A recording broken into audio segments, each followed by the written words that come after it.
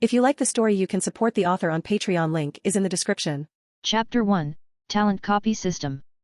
The Kingdom of Oikot, a member of the world government, is a very remote and small country. Usually peaceful and serene, this country is now a battlefield strewn with corpses and filled with the sound of cannon fire. Ever since Gold Roger, the Pirate King, uttered those enticing words on the execution platform, the dangerous Great Pirate Era had begun. Countless heinous people set sail, searching for the great treasure, causing havoc everywhere and producing one batch of ruthless pirates after another. The Kingdom of Oikot has frequently suffered from pirate invasions and massacres in recent years. A small village within the kingdom was reduced to ruins by pirate raids. At this moment, a small figure stumbled through the rubble. It was a little boy, his face covered in soot, his clothes tattered, looking very much like a little beggar. Noir's face was full of confusion. I transmigrated to the world of One Piece. Indeed, Noir was not originally from this world, he came from a mysterious country on Earth. A few hours ago, Noir was just an ordinary college student, but for some unknown reason, he was transported into the world of One Piece. I was just looking at study materials at midnight. Did it have to electrocute me? Noir angrily shouted at the sky. And couldn't you send me to a better world? Why send me to a place where disaster strikes at any moment? Noir sat on the ruins, hugging his knees, his slight figure looking lonely, helpless, and pitiful. Feeling the cold touch around his neck, Noir's heart stirred, and he gently tugged at the tag to examine it. This was the only thing he had brought with him to this world. It had his birth date engraved on it and his full name written in a flamboyant style. Kairos D. Noir. D. Noir instantly noticed that intriguing and mysterious letter. When he saw the D, he immediately thought of the legend about the D family in the original work. Everyone with a D in their name was a formidable character. Luffy, Ace, Roger, Garp, and so on. But even if I have D in my name, how can I develop now? I'm only 3 years old. After complaining, Noir waved his short little hands in frustration. Although he was only 3, it was fortunate that his physique was not that of an ordinary child. Despite his age, he was already nearly 1.2 meters tall. In his previous life, Noir would have thought this was due to hormones, but in this world, he felt it was still not enough. In this world, many children have abnormal physiques at 7 or 8 years old. Just then, a voice suddenly echoed in Noir's mind out of nowhere. Ding! System loaded. Talent copy system successfully activated. Noir was stunned, then immediately overjoyed. A golden finger. Though late, it has arrived. Having read so many novels, how could he not know about systems? Reaching the pinnacle of life, marrying a breathtaking beauty, punching the Yonko, and kicking the admirals, everything seemed within reach. System. Introduce yourself. Noir said excitedly.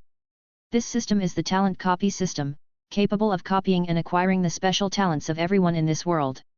Special talents? Noir said. But a golden finger is better than none. Noir then asked, what talents do I have now? The talent panel has been opened. Please check, host. A translucent light screen suddenly appeared before Noir, divided into 7 columns from top to bottom. The first column flickered with purple light, with a few lines of text. Otherworldly visitor, purple quality, non-removable. A youth from another world who knows many vital figures and stories of this world as if he were a god.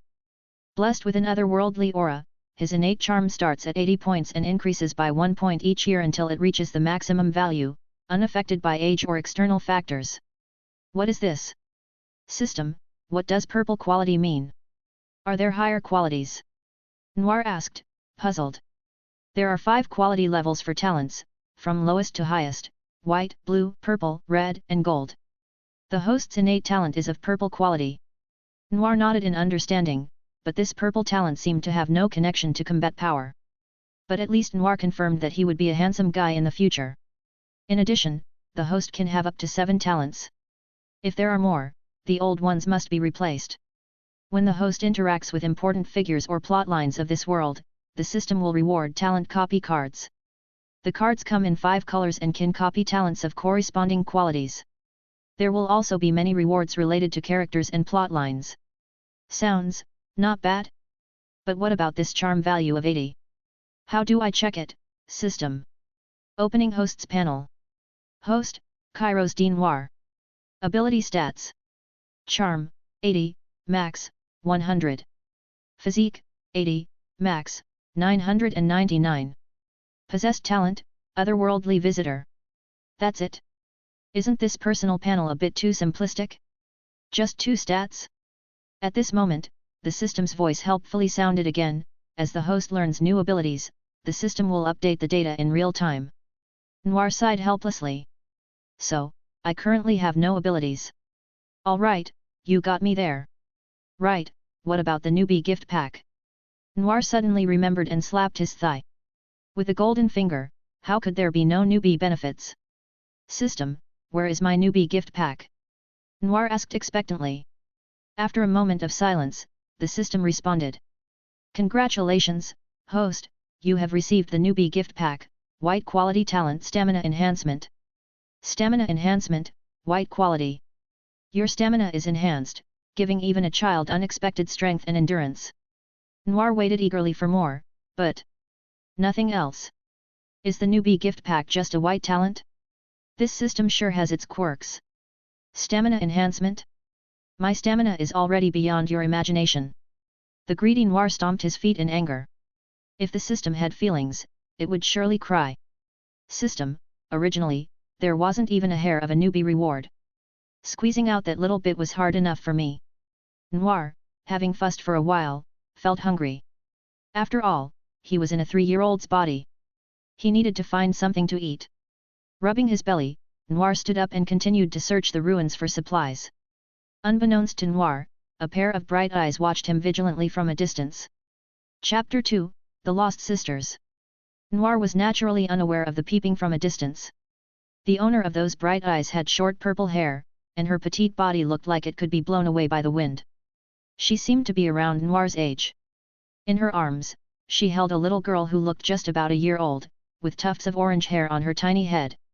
The orange-haired little girl had a dirty face, looking pitiful as she tugged at her sister's arm and spoke in a voice that seemed filled with milk scent, "Sister, I'm hungry."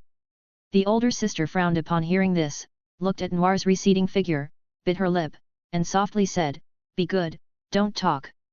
Let's follow him." Thus, the 2 tiny human cubs stealthily followed behind Noir. After walking for a while, the clueless Noir finally sensed something was wrong. Why did it feel like there was a mischievous child's aura approaching? Frowning, Noir slowed down and suddenly turned around.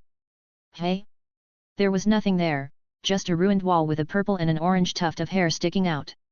Raising an eyebrow, Noir pretended not to notice, walking calmly, then suddenly turning back again. 2 tufts of short hair, like wild flowers, stuck out, looking like 2 little mushrooms from a distance. Noir almost burst into laughter. Intending to play with them, he turned around and quickly turned back again after taking a step. Then, a 1-year-old cub jumped out right before his eyes. Upon seeing Noir looking at them, the older sister quickly pulled her adorable little sibling back. Noir chuckled and said to the hiding girls, "Come out, I saw you." The 2 little figures trembled, then slowly emerged from behind the wall. A big and a small girl? Are they war orphans? Noir tried to smile as gently as possible as he approached the girls. "Why are you following me?" he asked softly. The orange-haired little girl hid behind her sister while the older girl, a head shorter than Noir, looked up and said, "We are looking for something to eat." Something to eat? Noir was stunned. He was starving himself and had no idea where to find food. "I don't have anything on me right now. How about we keep walking together and see if we can find something?" The girls didn't respond immediately. Noir scratched his head and added, "If you don't want to, that's fine." As he turned to leave, the 2 girls hesitated but eventually followed him at a cautious distance. Noir noticed their quiet trust and felt a bit relieved. After all, they were just kids and more likely to believe in others. As they walked, the smell of decay and burnt flesh grew stronger, nearly causing them to gag. Bloodstains appeared more frequently on the ground, and Noir even stumbled upon several corpses. Despite his fear, Noir couldn't show it with the girls behind him. He took a deep breath and searched the bodies with trembling hands. He found a pirate's corpse, covered in knife wounds and blood, a sailor's bandana on its head. The face was twisted in a horrifying expression, but Noir was relieved to find a small bundle tied to the waist. He untied the bundle with shaky hands and found a piece of nearly dry bread inside. Swallowing his saliva, Noir looked at the eager faces of the girls and sighed. "Here, you take this," he said, handing them the bread. The older girl politely took the bread, bowing in thanks before handing it to her younger sister. They shared the bread piece by piece. Noir, having gained some experience, resumed searching the bodies. As more corpses appeared, they managed to find more food, and the bond between Noir and the sisters grew stronger. The three sought shelter as darkness fell, finding a place to rest for the night. The sisters huddled together, and Noir smiled at their resilience despite the grim circumstances. Thanks to his enhanced stamina ability, Noir wasn't as exhausted as he might have been. This ability, for now, seemed to be quite helpful. In the distant sea, a marine battleship was slowly approaching. A pink-haired girl in a marine uniform stood on the deck, gazing blankly at the sky. Nearby, a group of marine soldiers whispered worriedly about her. "Is Bel-mere going to be okay? She hasn't eaten in days. She'll collapse at this rate." "Well, considering what happened to her previous unit. SHH, keep it down." Bel-mere seemed oblivious to the concerned murmurs. Her usually mischievous eyes were clouded with sorrow. "Attention!" The ship's commanding officer suddenly barked, and the soldiers swiftly formed a neat line on the deck, Bel-mere included. "Private Bel-mere." "Yes, sir." A look of determination replaced Bel-mere's previous sorrow. "You will lead a team to scout the village on the island. The rest will follow me to support the kingdom's interior." "Yes, sir." As they prepared to depart, Bel-mere approached the commanding officer. "Sir, about my resignation." The officer's expression softened. "Are you sure you want to leave? You have a bright future ahead of you." Bel-mere shook her head silently. "Your entire unit was wiped out, you were the only survivor. You should live on for their sake." The officer's tone grew emotional, but seeing Bel-mere's downcast demeanor, he relented. "Think it over carefully." "Yes, sir." Bel-mere stared at the war-torn land, contemplating the meaning of survival. Back on the battlefield, Noir was jolted awake by approaching footsteps. The two girls, sensing the disturbance, woke up as well. The steps grew closer, and Noir, suppressing his fear, broke into a cold sweat. Shielding the little girls behind him, he bit his lip and squinted into the distance. "Marine uniforms? That person is Bel-mere. No way, could these girls be?" Chapter 3, I'm Nami's brother? Could these girls be Nami and Nojiko? In the original story, Bel-mere was a marine who found and adopted the orphaned Nojiko and Nami during a battle. Could it be that this was the very moment? Bel-mere looked curiously at the three children before her. What were kids doing in the middle of a battlefield? War orphans? Two adorable little girls and a precocious little boy? Bel-mere chuckled, ruffling Noir's hair and squeezing his arms and legs like a playful thug. Noir looked annoyed. "What the heck? Haven't you ever seen the biceps of a 3-year-old?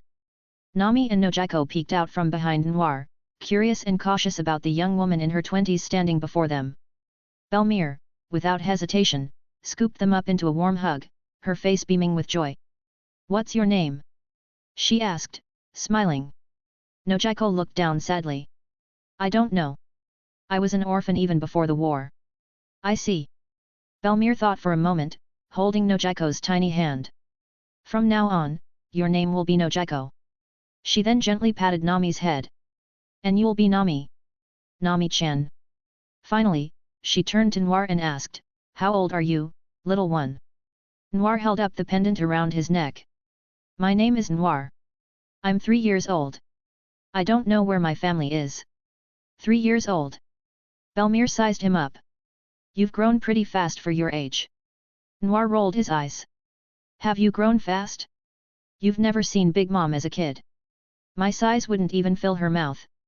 As Noir's thoughts wandered, Bel-mere suddenly hugged him and the sisters. Noir was stunned, then heard Bel-mere's gentle whisper. "Don't worry. From now on, Bel-mere will protect you." Noir's emotions surged.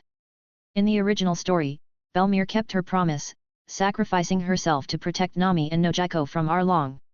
She was a strong and nurturing figure. Initially, Noir felt detached from this world and its characters. But now, Bel-mere's warm embrace made him realize that this world was real and filled with genuine human connections. His tense nerves finally relaxed, and he drifted into a peaceful sleep, barely hearing the system's notification. Significant character interaction detected.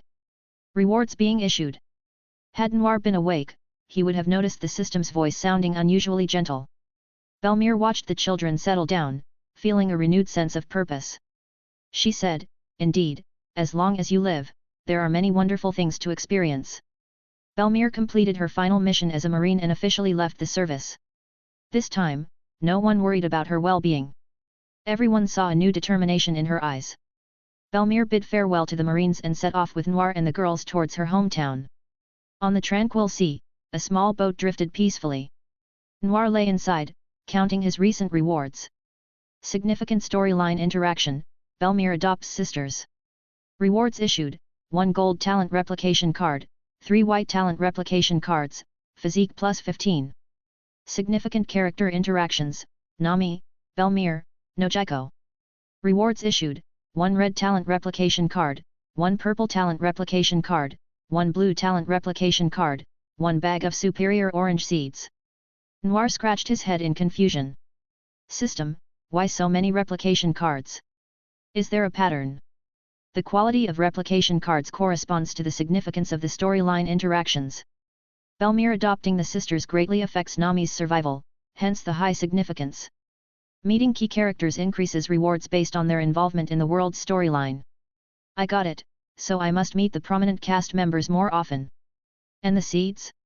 It makes sense, considering Bel-mere and her daughter's connection to oranges. As for her physique plus 15. System, open my panel. Show all stats. Host, Kairos D. Noir. Stats.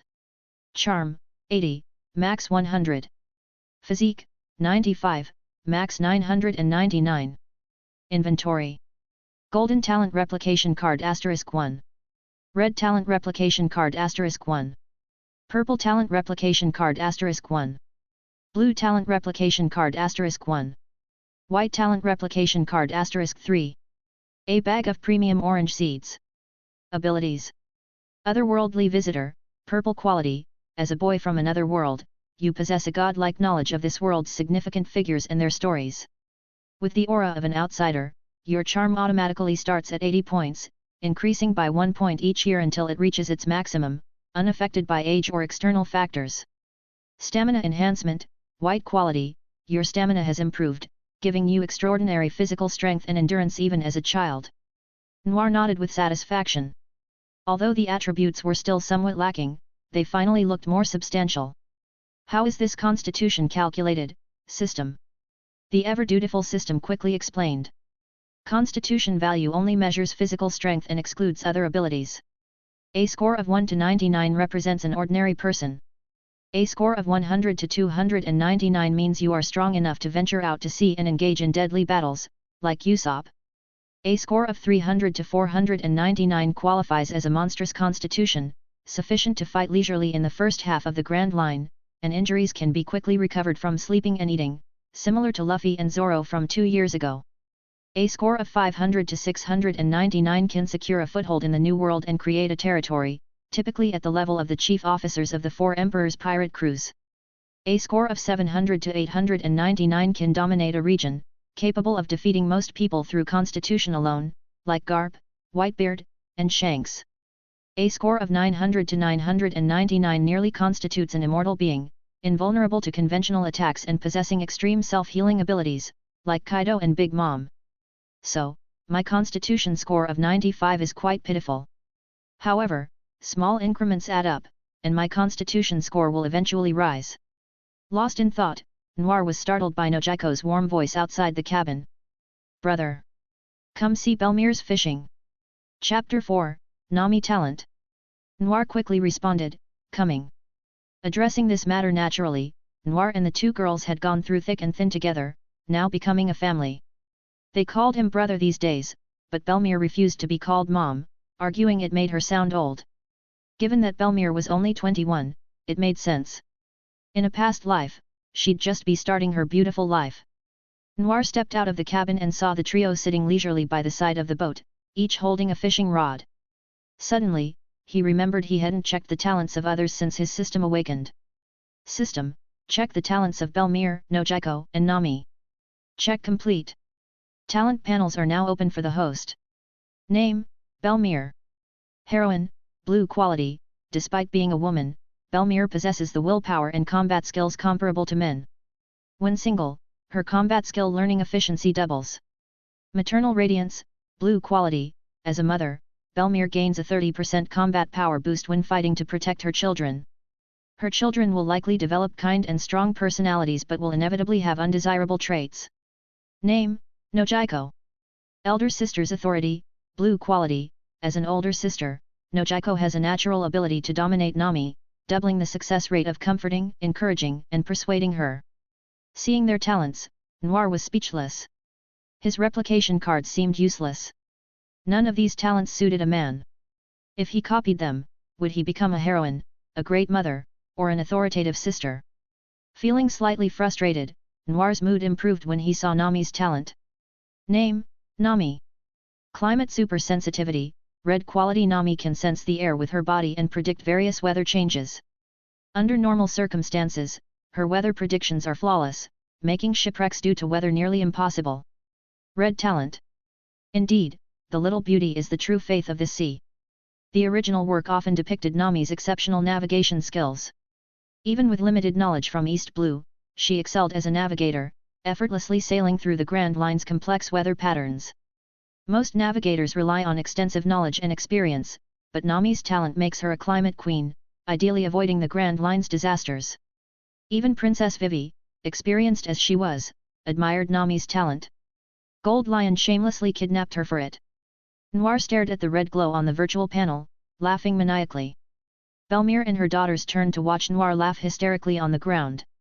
Nojiko asked, confused, is he crazy? Nami, clinging to Bel-mere's arm, nodded thoughtfully. Cough, cough. Realizing his unbecoming behavior, Noir stood up and calmly walked over. Bel-mere handed him a fishing rod, and he sat beside Nami. System, extract the red talent replication card. A faint light flashed, and a red card appeared in Noir's hand. He quickly hid it and touched Nami's head. Ding, replication successful. The card dissolved, and Noir felt an immediate change. The air seemed alive, the wind communicating its temperature, humidity, and other factors. He could sense the surrounding climate changes as if a naked beauty stood before him. Blocking this was impossible. Noir closed his eyes, enjoying the sensation of, the weather. The East Blue weather was less complex than the Grand Line, making the journey pleasant and comfortable. In this warm atmosphere, the four soon returned to Bel-mere's hometown, Cocoyasi village, a peaceful and beautiful haven. In the pirate world, peace and beauty are often disrupted. About 9 years later, the Arlong pirates invaded, bringing Arlong's brutal rule. Bel-mere died protecting Nami and Nojiko, leaving a lasting scar on their hearts. Seeing Bel-mere's gentle profile, Noir swore to prevent this tragedy from happening. 9 years left. If I have Luffy's strength at 12 in 9 years, I can fight back. Despite the pressure, Noir felt reassured by the system.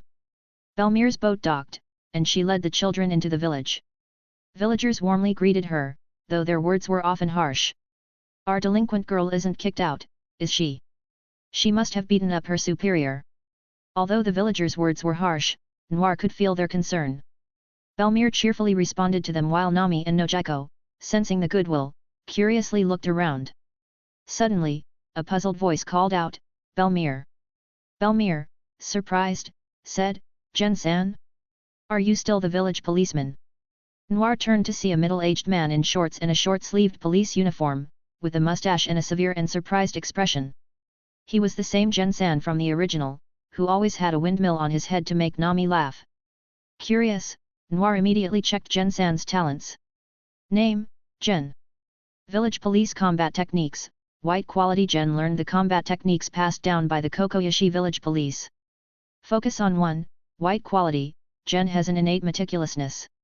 When focusing on a single task, his concentration and efficiency increase. Combat Techniques? Does a village policeman have combat techniques? Chapter 5, The Village's Strongest Warrior After 7 Years. Noir furrowed his brow and asked, System, does martial arts count as a talent? The system recognizes both innate talents and acquired skills. As long as the ability is rare in this world and only possessed by a special group of people, it can be copied by the system. Additionally, innate talents determine a person's potential upper limits, and everyone has at least one. Acquired talents, on the other hand, can improve in quality through training. Noir nodded. Jen's village police combat skills were rare enough to be considered a talent. Jen hesitated and pointed to the three children, asking, Bel-mere, who are they? They are the children I adopted. Children? Jen was surprised. But you're still so young. Bel-mere patted his shoulder casually and smiled, no worries, I'm quite good at raising kids. But isn't this child a bit too old? Jen pointed curiously at Noir, who slapped his hand away, saying, my name is Noir, and I'm only 3 years old. Taking advantage of the moment, Noir quickly took out 2 duplicate cards and copied Jen's white talents. After all, finding someone in Cocoyasi village with some combat prowess to copy was not easy, so there was no need to hesitate. Just as he felt the sting of losing 2 cards, Nami, who was dozing in Bel-mere's arms, yawned, glanced at the grinning Jen, and started crying. Jen scratched his head awkwardly while Bel-mere soothed Nami and chided Jen, Mr. Jen, why did you scare Nami? I didn't. After some commotion, Nami was finally pacified, and Bel-mere led them home. Bel-mere's house, located on the outskirts, was a moderately sized home that soon came into view. After tidying up a room, Noir finally had a home. Nojiko and Nami hopped around curiously while Noir found Bel-mere in the backyard. We still need to plant some oranges. I wonder if there are any seeds left in the warehouse, Bel-mere mused, looking at her large backyard. Noir suddenly remembered the system's rewards and retrieved the seeds. Pretending he had just arrived, he dragged the bag over and called, Bel-mere. Are you looking for these? Bel-mere turned around, surprised to see Noir with a bag of seeds. She took a handful, examined them, and exclaimed delightfully, these are exactly what I needed. Noir, you're so clever. During dinner, the family ate joyously together. Thinking back to the days of scavenging to survive seemed like a distant dream. Noir took a bite of his food, looking at the cheerful trio of mother and daughters, and couldn't help but smile. From that point on, Noir settled down. His physique increased, and with a focus-only talent, he started learning swordsmanship. To his surprise, he wasn't bad at it. Though not on Zoro's level, Noir was not disappointed. The system also began tracking his swordsmanship progress. Thus, Noir trained in swordsmanship and village police combat skills, with his physique growing swiftly as he aged. Time flew by. Years passed, and Noir turned 10 in the blink of an eye. He became a handsome young man, living up to Bel-mere's expectations. His height growth slowed, but he had already surpassed 180 centimeters, which even made Bel-mere marvel. Raising a child for 7 years, and he's already taller than me. What should I do? Over the years, Noir honed his skills and sparred with the village's strong men. Unsurprisingly, he was undefeated in the town by the age of 10. Villagers marveled, saying Bel-mere's household had produced a fighting prodigy. Due to Noir's impressive combat skills, Bel-mere relaxed her control over him, allowing him more freedom. However, Nojiko and Nami weren't as lucky and remained under her watchful eye.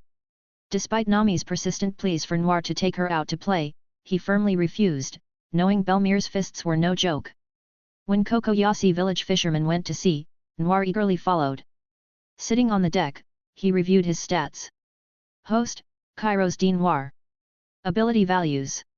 Charm, 87, max 100. Physique, 213, max 999. Swordsmanship, 150, max 999. Possessions, Gold Talent Duplicate Card 1, Purple Talent Duplicate Card 1, Blue Talent Duplicate Card 1, White Talent Duplicate Card 1.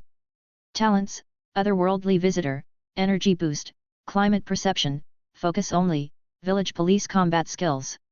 Noir was quite satisfied with his progress over the past 7 years. His physique and swordsmanship surpassed 100, and his charm increased by 7 points thanks to the Otherworldly Visitor talent. He estimated that if he were to become a pirate now, his bounty would likely be in the millions. However, he knew it wasn't enough. With 2 years left until Arlong's invasion, he needed to raise at least one of his stats to above 300 for a chance at victory. One downside Noir discovered about the system was that it required strong opponents to copy better talents. However, in Cocoyasi village, no strong individuals were left. He could easily defeat them all. Noir. There's a big one here. Give us a hand. The fisherman excitedly called out to the sighing Noir as they spotted a giant fish. Coming! Noir responded, but before he could act, the massive fish surfaced, revealing a menacing head, blood-red eyes, and dripping fangs. This was no ordinary fish, it was a miniature sea king. The fisherman would have fled in the past, but times had changed. Time for a meal. Look at that meat, it'll be delicious steamed. You're crazy. Grilled fish is the best. The Sea King glared at them, thinking, you treat me as prey, yet you want to grill me. Furious, the Sea King lashed out with its tail, creating a powerful surge. However, the fisherman remained unflustered. As the massive tail descended upon the boat, a flash of silver light sliced through the air. The Sea King's eyes widened in shock as it saw the human leaping into the air and then looked at its own body, now separated and drifting apart. Actually, steamed is fine.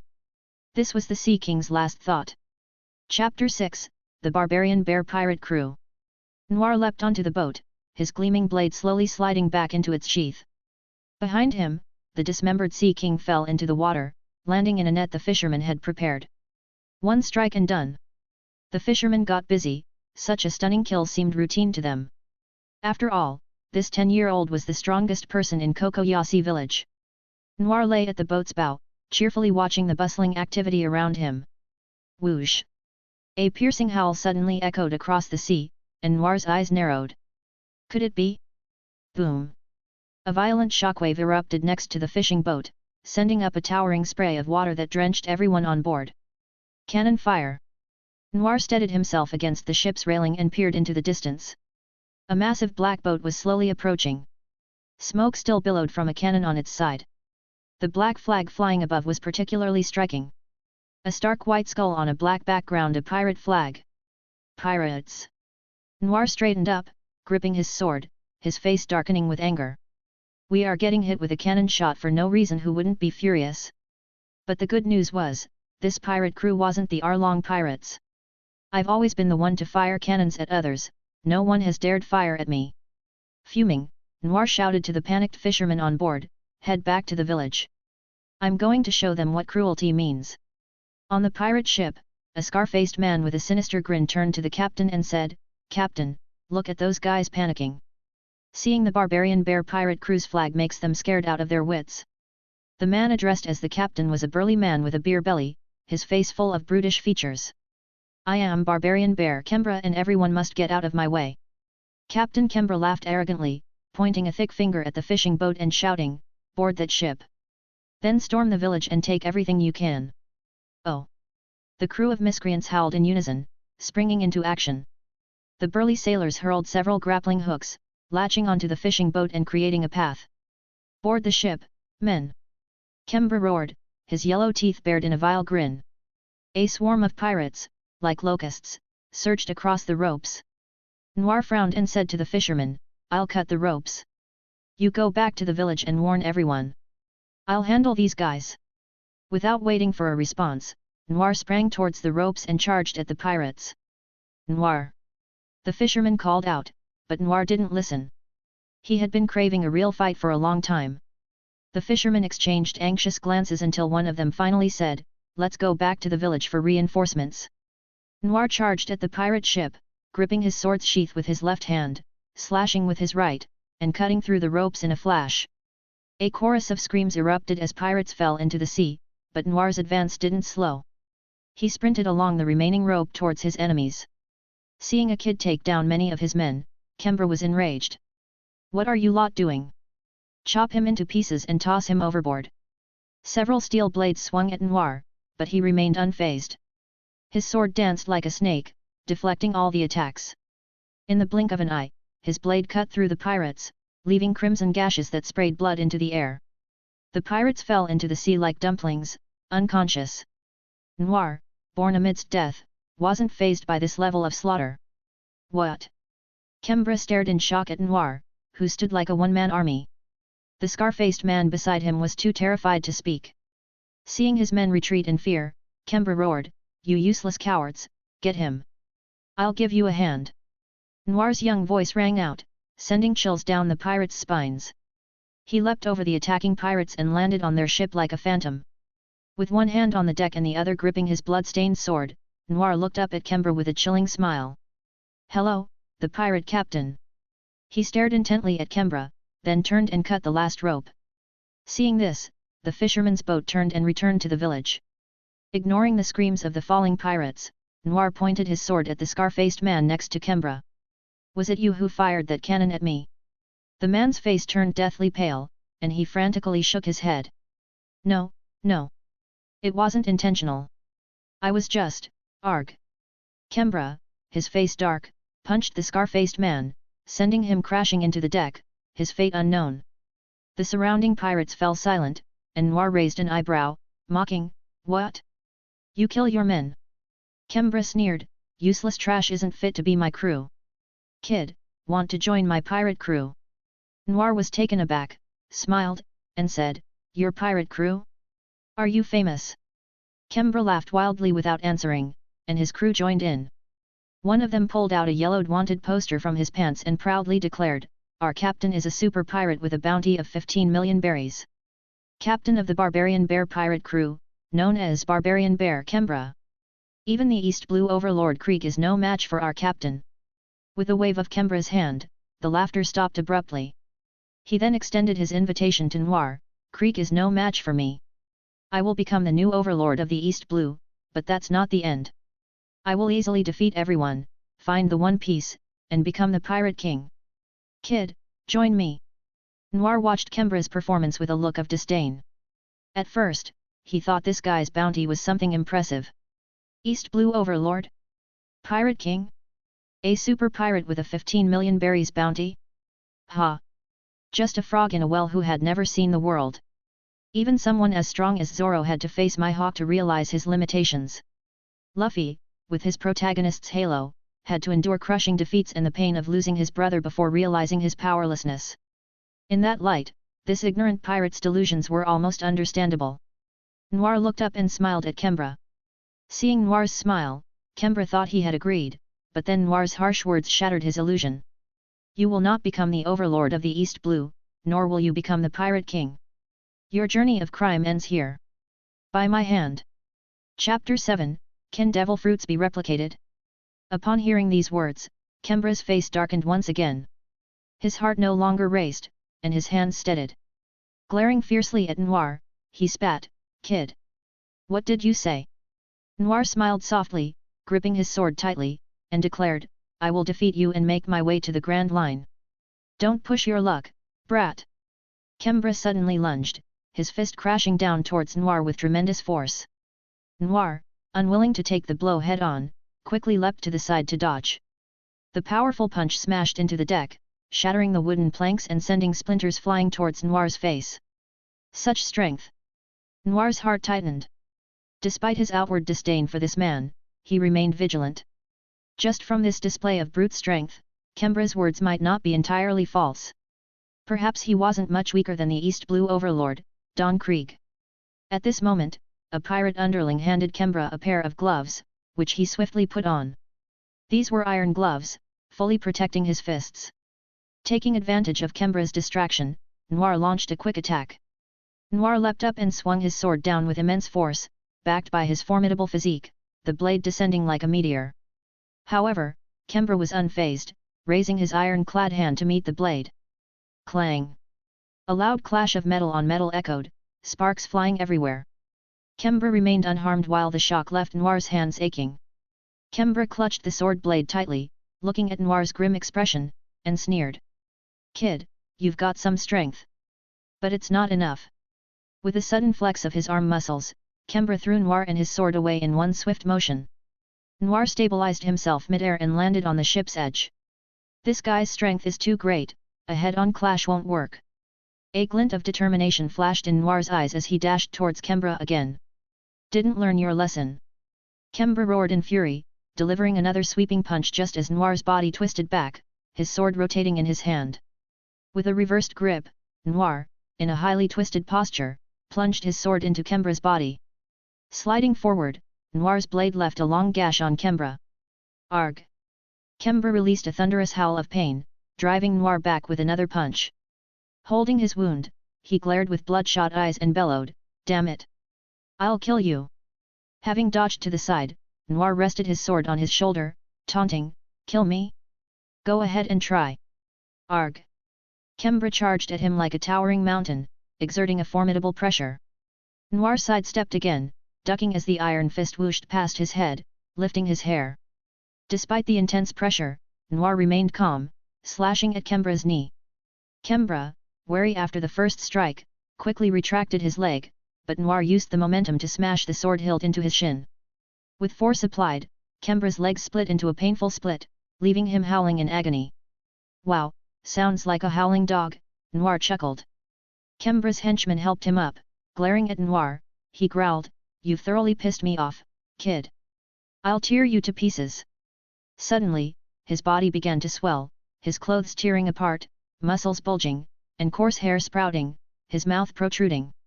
In no time, Kembra transformed into a fierce-looking beastman. "Have I turned into a bear? A devil fruit user?" The surrounding pirates started clamoring. "You're dead, kid. This is the power of God. Behold the mighty grizzly Kembra, who can transform into a powerful bear man. Die, brat! I see why pirates need underlings now," Noir thought, the noise around him like annoying buzzing mosquitoes. Beyond annoyance, they set the scene ablaze. Noir didn't dare underestimate him, quickly using the system to check Kembra's abilities. Name, Kembra. Brute strength, white talent. Kembra has immense strength but sacrifices intelligence, reflexes, and speed as a trade-off. Demon host bear, blue talent, having consumed the zoan-type devil fruit bear fruit, is endowed with the power of the demon, capable of 3-stage transformations into bear form, human form, and bear-human hybrid form. Sea's curse, purple talent, with the demonic power, comes to a curse that attracts the ocean's ire, rendering him powerless upon contact with seawater, unable to use his abilities actively. A devil fruit power considered a talent? This was Noir's first encounter with a devil fruit user, the talent slots being unique. So, do those who consume a devil fruit get 2 talents, Demon Host and Sea's Curse? Wait! Of these 2 talents, one is the fruit's ability, and the other is its drawback. I should be able to. Kembra saw Noir motionless and thought he was paralyzed with fear. He raised a huge paw and struck towards Noir's head. Noir snapped out of it, raising his sword to block Kembra's paw. But their strength levels were worlds apart. Noir's sword quickly deformed under the pressure, the bear paw slamming him down to the deck. Noir's body smashed through several layers of the ship's planks, landing at the bottom. Cough. Noir spat out blood, looking up at Kembra above. I got careless. Activated, Kembra's physique showed no weaknesses, his speed, strength, and reflexes had more than doubled. With his sword nearly broken, Noir decided to discard it. He then stealthily took out a blue copy card from the system. He needed to copy Kembra's demon host ability, it was his only chance at victory. Kembra leapt down, landing heavily in front of Noir. In his intimidating bearman form and his grotesque face, even Noir felt a twinge of nervousness. Through years of familiarity with the system, Noir knew the copy card required physical contact to copy an opponent's talent. He had to get close to Kembra once more. Chapter 8, Unexpected Encounter with Shanks. Noir adjusted his breathing and launched a bare-handed attack at the bear man, Kembra's lower body. Annoying fly! Kembra sneered, lowering his head and kicking at Noir. Noir quickly rolled forward, dodging the attack, and reached for Kembra's waist with a card. Startled, Kembra punched at Noir, who narrowly avoided the blow, unaware that another bear paw was coming at him from the side. Bang! Noir's pupils contracted suddenly as he felt as if a bomb had exploded inside him. His bones and lungs were hit hard, and he spat out a large mouthful of blood. Noir was sent flying, crashing through several obstacles, and buried under wooden planks. Kembra laughed wildly, "Brat! Is that all you've got? Ha ha ha!" Kembra turned, intending to leave. "Aren't you just the same?" A calm voice interrupted his laugh, stopping it abruptly. As the smoke cleared, Noir pushed the planks off himself, his will undiminished and his spirit seemingly stronger, standing there like a spear. Seeing Noir, who appeared unharmed, Kembra began to doubt himself. Did I hold back? How can he be fine after taking 2 hits from me? Is Noir excellent? Of course not. Noir stood there, feeling like he couldn't move. Another movement might break his bones. So what if you're fine? Can you withstand more of my punches? Noir smiled slightly, maybe not before, but now, it's uncertain. Hey! Kembra was puzzled, about to ask, when he noticed Noir's body changing. Brown bear fur, long tusks, and a vast stature, everything was too familiar. Why? Why do you have my power?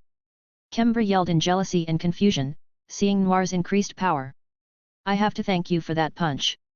Noir thought, thankfully, I stuck the copy card on him when he hit me. Otherwise, this would have been a considerable loss. Impossible, only I can have this power. Give it back. Kembra charged at him like an angry bear. Noir didn't dodge this time, raising his arms to meet him head-on. Boom! The powerful shockwave scattered the surrounding ship's fragments, sending the pirates watching above tumbling. This battle was far beyond what these small fry could handle. Below deck, the excited Noir and the furious Kembra were locked in a fierce melee. Punch for punch, kick for kick, claw for claw, bite for bite, headbutt for groin kick. Both abandoned defense, Noir to test his power and Kembra in a blind rage, wanting only to kill Noir. After another round of attacks, Noir realized something was wrong. The Bearman form from the Devil Inheritance talent was inferior to Kembra's Bearman form. It seems the system can only copy the Devil Fruit ability, not the user's development. But this is already OP. After all, he copied only the Devil Inheritance talent, not the Curse of the Sea. This means that he can become a Devil Fruit user without fearing the sea in the future. Moreover, since the system defines Devil Fruit abilities as talents, he can absorb more talents and become a multi-ability user. In battle, Kembra grew more muscular, while the heavily injured Noir's condition worsened, and he began to be suppressed. Soon, Noir felt his strength depleting, struggling to maintain his Bearman form.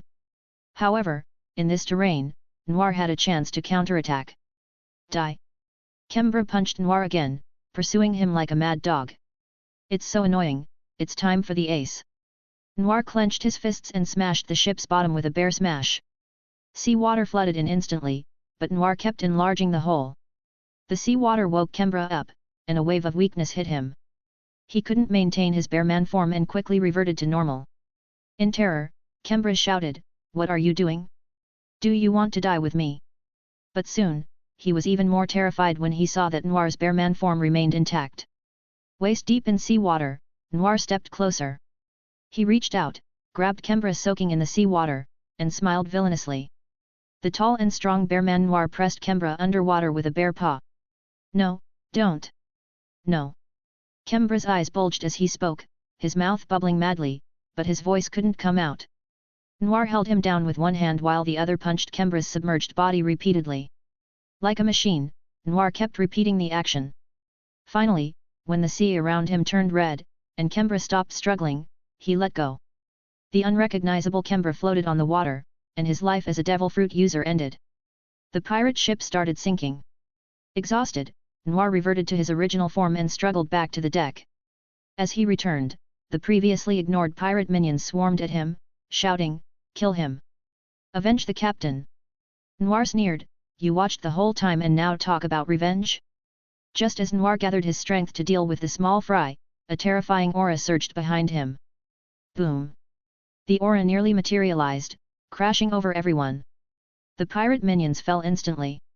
Noir, already exhausted, collapsed, unable to even move a finger. But he recognized this power. Conqueror's Haki. And in this era, the only one with Conqueror's Haki in the East Blue is. "Hey, kid, I helped you out." A young man stood before him. Seeing his red hair, Noir immediately recognized him. The future Yonko, red-haired Shanks. Noir noticed his missing arm. He must have just returned from visiting Luffy. "So, I helped you. Can you help me?" Noir was silent momentarily, then said, "What is it?" "My pirate ship is lost. Do you know where it is?" Noir. Chapter 9, Golden Talent. "Did you lose your pirate ship? Are you kidding me? I think it's you who's lost." "I'm sorry, but I don't know where your ship is," Noir said with an embarrassed yet polite smile. "All right, I'll take you to shore first," Shanks sighed, grabbed Noir with his arm and jumped into the sea. "Damn! Even someone as strong as you have to swim?" But Noir underestimated Shanks. With a light tap of his long, hairy leg on the water's surface, a massive wave exploded beneath him, propelling them forward with tremendous force. With each step, a wave rose behind them. Noir watched the scene in disbelief, his eyes almost popping out of his head. Was I the fool all along? Have I been living under a rock? Despite his shock, Noir didn't forget to use his talent probe on Shanks. Name: Shanks. Sovereign's presence: gold quality, born with an extraordinary aura. Shanks' mastery of Haki is rapid. He is destined to awaken Conqueror's Haki at 17. Each victory in battle randomly enhances one of the 3 types of Haki. Ocean's Pride: gold quality, the freest and broadest-minded person on the sea. Shanks is highly likely to encounter fortuitous events while traveling. His charisma significantly increases, allowing him to make the best decisions in critical moments. His willpower and Haki's strength increased by 10% during naval battles. Will of the Air: red quality, as the inheritor of the Pirate King's will, Shanks bears a significant responsibility. His determination is unwavering, reducing his Haki consumption in battle by 60%. After passing on his will, this effect changes to a 30% increase in overall Haki capacity. Haki swordsmanship: purple quality, deeply versed in swordsmanship, Shanks' skills are enhanced by Haki, increasing their power and lethality. Training in swordsmanship also randomly boosts one of his Haki types. Oh, my goodness! A golden legend! No wonder Shanks became one of the 4 strongest pirates in the New World at such a young age. 4 talents, with 2 golds, 1 red, and 1 purple. No wonder he's so powerful. On shore, Noir lay exhausted on the ground, chatting intermittently with Shanks, who gazed at the distant sea. My name is Noir. What's yours, big brother? I'm Shanks, a pirate and the captain of a pirate crew. Curious, Noir asked, how did you lose your pirate ship? Shanks grew angry at the mention of this, fuming as he explained, it's all because my crew is too foolish. I just napped on the shore, and the ship was gone. I don't know where my crew wandered off to. Hearing his predicament, Noir fell silent momentarily before saying quietly, do you think, maybe, just maybe, your crew might have left you behind? A deathly silence fell. It bothers me that you didn't think of that possibility, did you? Noir silently mocked in his mind. Don't be sad. Your crew is probably just playing a prank on you. They'll be back to get you soon, he comforted Shanks, who had suddenly become despondent while plotting how to copy Shanks' talents. He was out of red copy cards but still had a gold one. He didn't want to waste the purple one either, both could be used on Shanks. However, the system required physical contact to copy talents. And Shanks, a master of all 3 Haki types, could probably kill him before he managed to touch him with the copy card. Noir held the 2 cards in his hand, his brain racing. Slapping the card on Shanks wouldn't work. He needed a reason, a way to do it subtly. Hey, what's this? Like discovering a new continent, Shanks snatched the cards from Noir's hand with lightning speed. The gold and purple cards melted and disappeared almost instantly. Ding! The purple talent Haki swordsmanship has been successfully copied. Multiple gold talents detected. Please choose one. Noir? Well, that was simpler than expected, Noir thought. He quickly explained to Shanks that the cards were just trinkets, like toys. Shanks didn't pay much attention, feeling no discomfort anyway. Noir breathed a sigh of relief and began choosing from Shanks' gold talents. It didn't take long for him to decide. Sovereign's Presence and Ocean's Pride were excellent. The first would give Noir an innate aptitude for Haki, ensuring mastery of all 3 types, with a particular advantage in training Conqueror's Haki. The second would make Noir an exceptional captain and increase the strength of his Haki by 10%. This 10% boost could turn the tide of a battle, especially for someone at the level of the 4 emperors. But for Noir, the first talent, Sovereign's Presence, was more appealing. He had shown great talent so far but couldn't predict the future. This talent would secure his Haki training, a crucial power system in the world of pirates. Moreover, Arlong's pirate crew would arrive in 2 years, and he needed significant power boosts. The 10% boost from Ocean's Pride couldn't compare to the potential growth from Sovereign's Presence after 2 years of training. I've made my choice. Ding! Your talent slots are full. Please choose an existing talent to replace them. Replace Stamina Boost. Noir had long found that skill useless. With the gold and purple talents now part of him, Noir quickly felt changes within himself. First, his swordsmanship. His understanding of swordsmanship grew immensely. His skill level jumped from 150 to 206 points, a massive increase. He had trained for 7 years to reach 150 points, but now, with this talent, he had gained over 50 points instantly. Next, Noir felt a mysterious power close yet elusive. Hey! Over here! I'm here! A pirate ship approached from the distance. Noir squinted and saw it was Shanks' crew. Shanks happily patted Noir's shoulder. Thank you, Noir. They came back for me. Chapter 10, Silly Nami. Noir almost couldn't resist rolling his eyes. Thanks, but there's no need. Your crew probably threw you overboard to scare you. Noir recognized most of the people on the pirate ship. The fat guy always holding a drumstick, Usopp's father Usopp, and the first mate Ben Beckman were all there, among others. Several other crew members, whose names Noir couldn't remember, were standing on the ship, mercilessly mocking Shanks. What's the matter, Captain? Did you swim all the way here? With one arm, Captain, you'd better not show off too much. Noir's face was lined with exasperation at the jeers, but Shanks showed no reaction, instead joining in the laughter wholeheartedly. Shanks leapt onto the ship, and as the pirate ship gradually sailed away from the shore, Noir waved goodbye to him. Shanks' bright smile always had a way of infecting those around him. He waved back at Noir, shouting, Noir, once you enter the Grand Line, come find me. Hey? How does he know I plan to enter the Grand Line? Noir recalled mentioning it during his battle with Kembra. Had Shanks been there already? I didn't notice at all. It seems that, even without my intervention, Kembra's crew would have been defeated by Shanks' passing crew before they could invade the village. Poor bastards! Smiling, Noir bid farewell to Shanks and his crew. Suddenly, the system's notification sound interrupted the moment. Ding! Important person Shanks recognized. System reward, Haki Awakening Intro 1, Constitution plus 15. What? Haki. Excited, Noir opened the system and found a new section under Swordsmanship Haki, 10, Max 99. The previously elusive power now felt within his grasp. This is the power of Haki. This fishing trip yielded quite a haul of rewards. Golden, purple, and blue talents, and now Haki Awakening, was a great surprise. While Noir happily counted his rewards, the fisherman returned, with many villagers rushing to support him. Among them was his mother, Bel-mere. Bel-mere hurried over, worry etched on her face as she saw his severe injuries. Her face darkened with concern. Noir quickly reassured her, "It's okay, Bel-mere, it doesn't hurt anymore." Turning her head away, Bel-mere stubbornly said, "I don't care about you. In just a short while, how did a good kid turn into a bloody mess? Do you know how worried I was when everyone came looking for me?" Listening to Bel-mere's nagging, Noir played dumb, smiling foolishly without retorting. Seeing his expression, Bel-mere rolled her eyes and lightly knocked on his head, asking, "Where are those pirates? Did you lose the fight?" Noir quickly laughed appealingly, "How could I lose?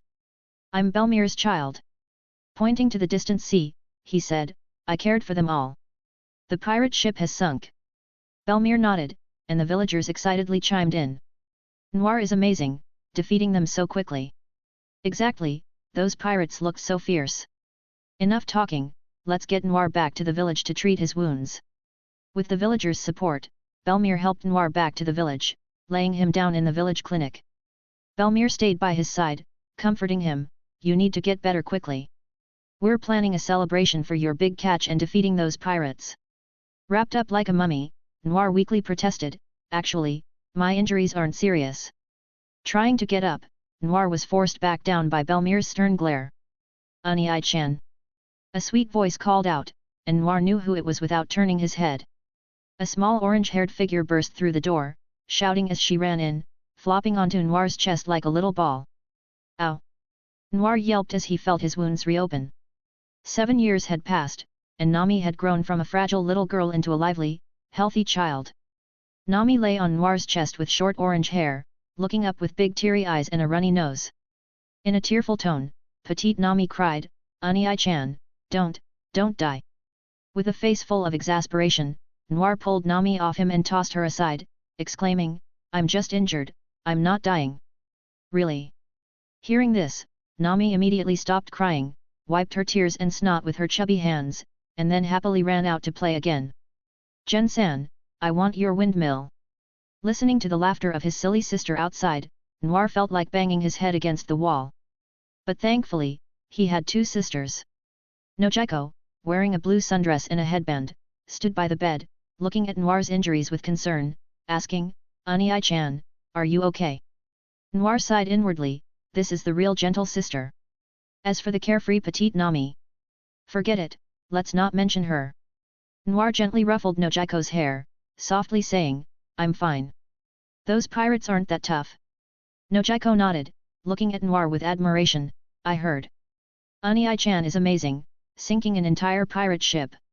Noir and Nojiko were the same age, but Noir had always cared for his sisters, so everyone treated him as the older brother. On the battlefield, Nojiko was holding Nami when Noir found them and provided for them. Nami was too young to remember, but Nojiko remembered it clearly. So, from childhood to adulthood, Nojiko's most admired person was Noir.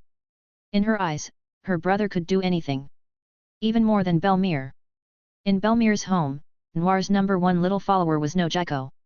As for Nami, she only stuck to Noir when she needed something from him. Noir happily chatted with Nojiko by his bed while Bel-mere watched her children with a sunny smile. A capable son and 2 daughters, one naughty and one gentle. Bel-mere was very content. This was the life she wanted. Chapter 11, Arlong Bribe. Bel-mere ultimately didn't let Noir stay in bed all night, he still went to the village feast. The culture of feasts in the pirate world was quite appealing. At least 1 or 2 banquets were held for every festival or harvest. Noir and his siblings could play to their heart's content during these times. Only during such events would Bel-mere allow Noir to have a drink with the villagers. Nojiko and Nami, with their adorable looks, would always get plenty of treats and toys from the adults. Of course, due to his injuries this time, Noir couldn't drink and enjoy himself. By the time the feast ended, it was already past midnight. Bel-mere and Noir each carried a tired sister home. Back at home, Noir decided to talk to Bel-mere. What? You want to go into seclusion for 2 years? Bel-mere looked at her son in surprise. Noir nodded, he had been thinking about this for a long time. Now, with the power of the devil fruit and his extraordinary talent in swordsmanship and Haki, it was time to focus on his growth. Child, you're already strong enough. Bel-mere held his hand, worried. Don't put so much pressure on yourself. Bel-mere always knew that Noir seemed to have something on his mind since she adopted him. He never relaxed in training, as if a burden weighed him down. This used to make her very upset. You're my child. Do you think I can't protect you? Don't worry, Bel-mere. Just 2 years, nothing will happen. Noir reassured her softly. Bel-mere fell silent, but Noir knew she agreed. She never interfered with any of her children's decisions. But she would always be there for them until they succeeded or returned tired to her embrace. Noir's eyes showed guilt, but quickly hid it, secretly swearing. 2 years. After dealing with Arlong, I'll have a good time with you. From then on, the villagers of Cocoyasi felt something was missing. That brat no longer shouted challenges, stole drinks, or practiced swordsmanship in sight. Everyone felt a bit uneasy. Noir found an isolated island in the nearby sea, full of fierce beasts in a harsh natural environment. He planned to stay there for a while. 2 years could change many things. 2 years were enough for Luffy to become the 5th emperor of the New World from a simpleton, for Zoro to become a great swordsman with few rivals, and for Nami and Robin to grow into beautiful women. Everything changed with time. In those 2 years, the so-called weakest sea, the East Blue, saw the rise of many fierce pirates. Though cannon fodder in the Grand Line, they still rampaged freely in East Blue. The Marines, enforcing justice for the world government, couldn't keep up with the pirates' emergence.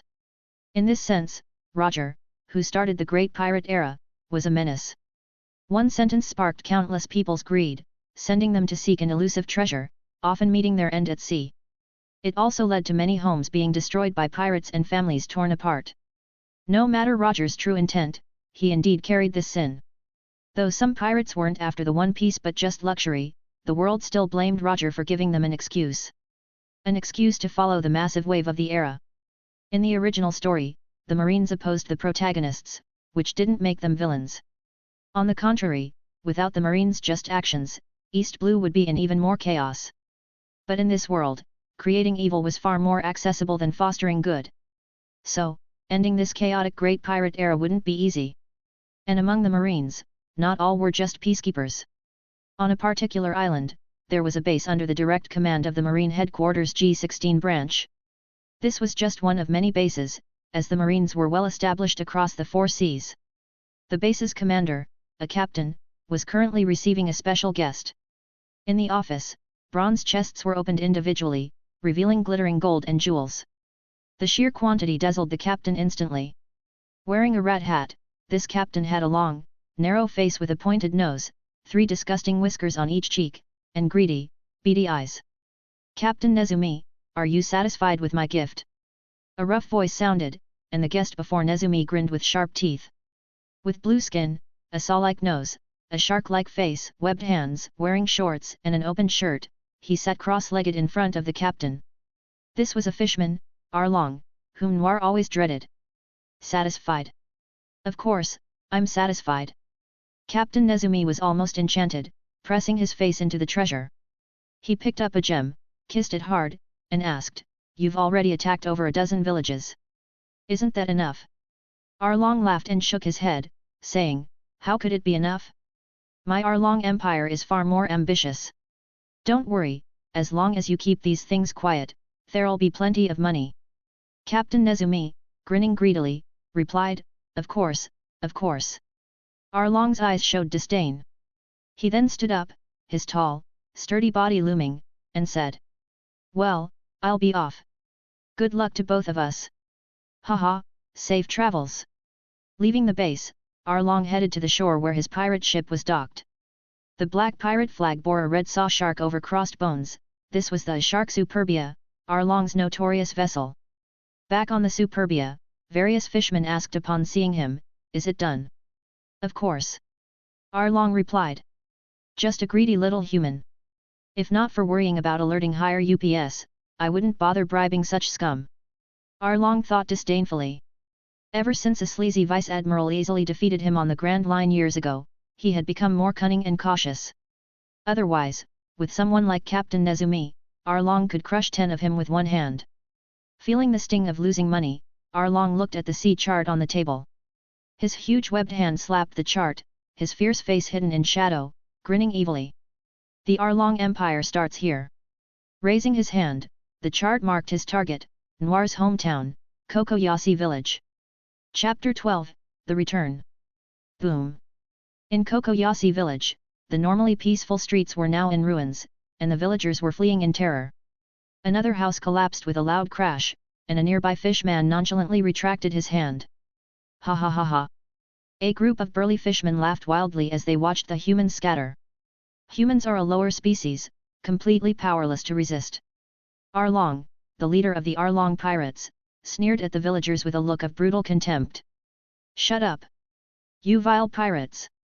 Genzo, the village policeman, stood up and shouted angrily. Behind him stood a group of villagers wielding weapons. Although their faces were filled with fear, they stood before the fishmen. They were afraid, but they had no choice but to stand up. 2 years ago, a child protected the village, and although they didn't show it, they still felt a sense of guilt. Their home had to be defended by themselves. Summoning his courage, Genzo grabbed an iron rod and led the villagers in a charge. However, the innate differences between species were not something ordinary people could overcome. Arlong looked dismissively at the humans who dared to resist and said calmly, "Chew. Show them a lesson." Beside Arlong, a tall, slender fish man with a long mouth resembling an iron cannon fish stepped forward, his lips painted with lipstick.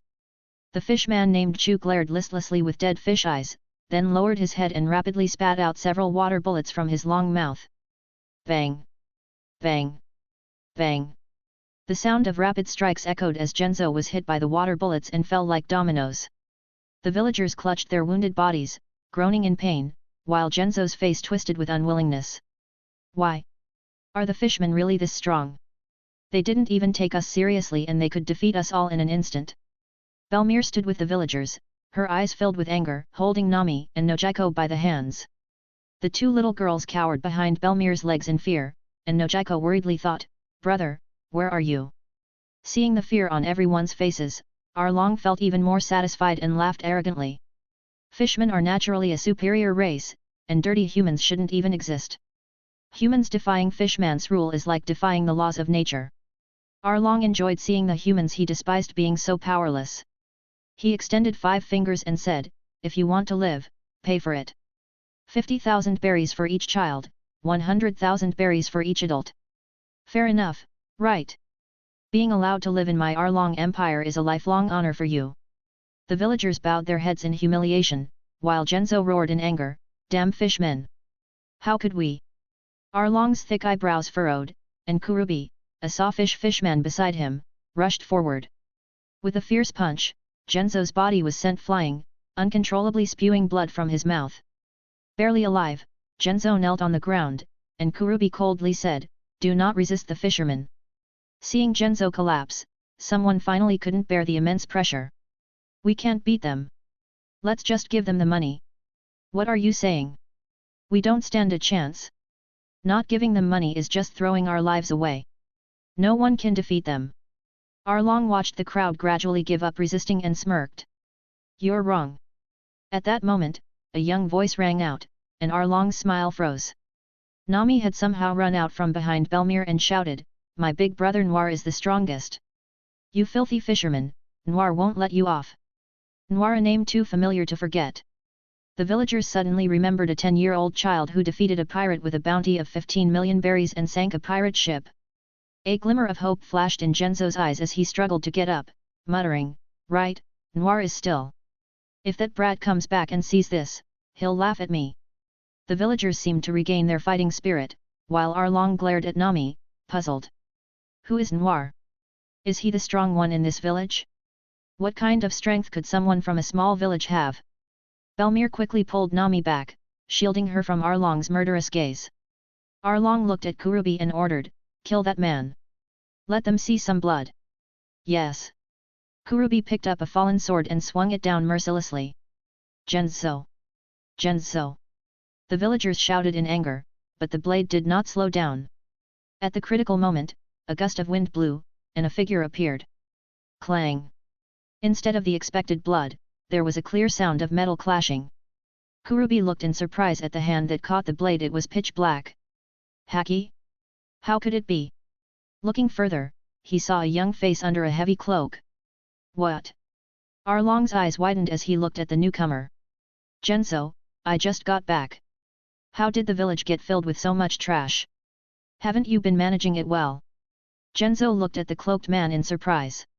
He would recognize that voice anywhere. When this rascal was a kid, he used to pull out Gonzo's leg hair for fun. Slowly removing his hat, a handsome and dashing face was revealed.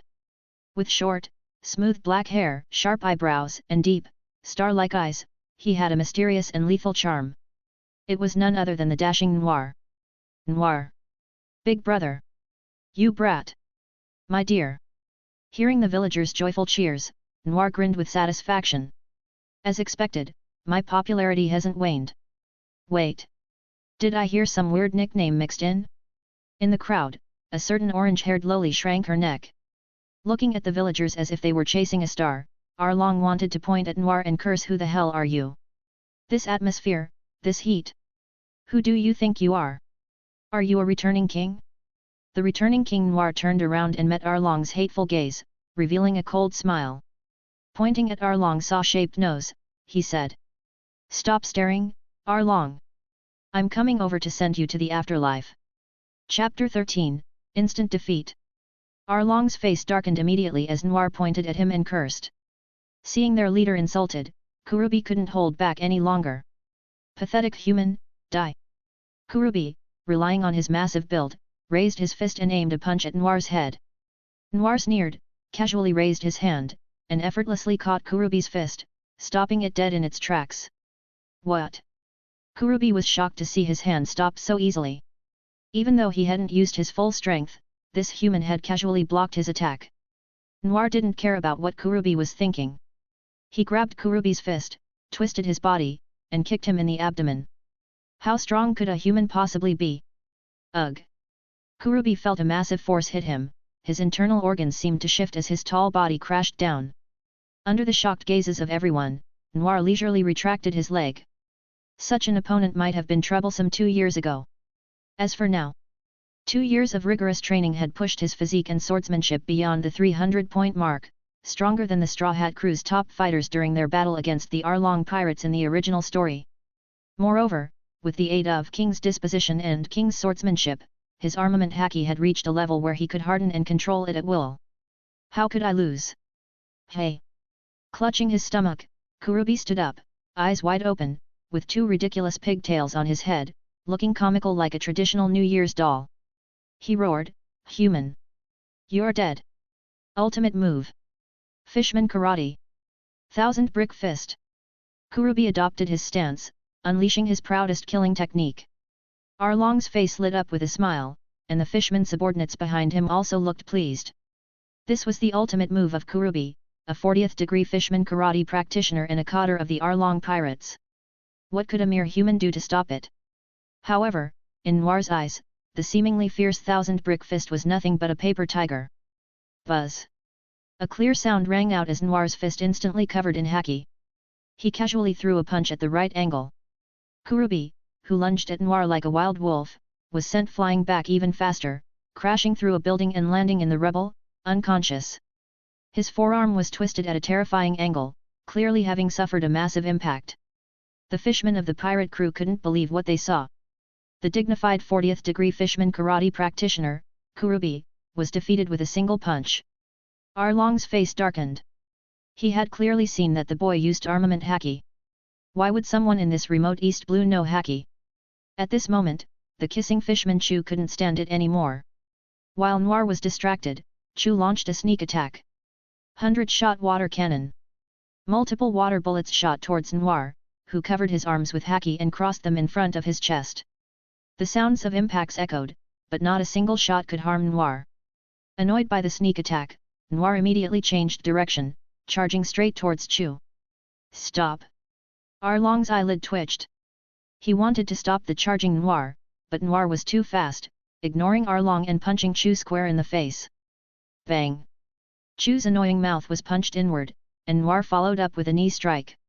With a combo attack, Chu rolled his eyes and fell, his fate unknown. Arg! Damn it! The octopus fishman Hachi, another cadre, angrily rushed at Noir, seeing his comrades fall.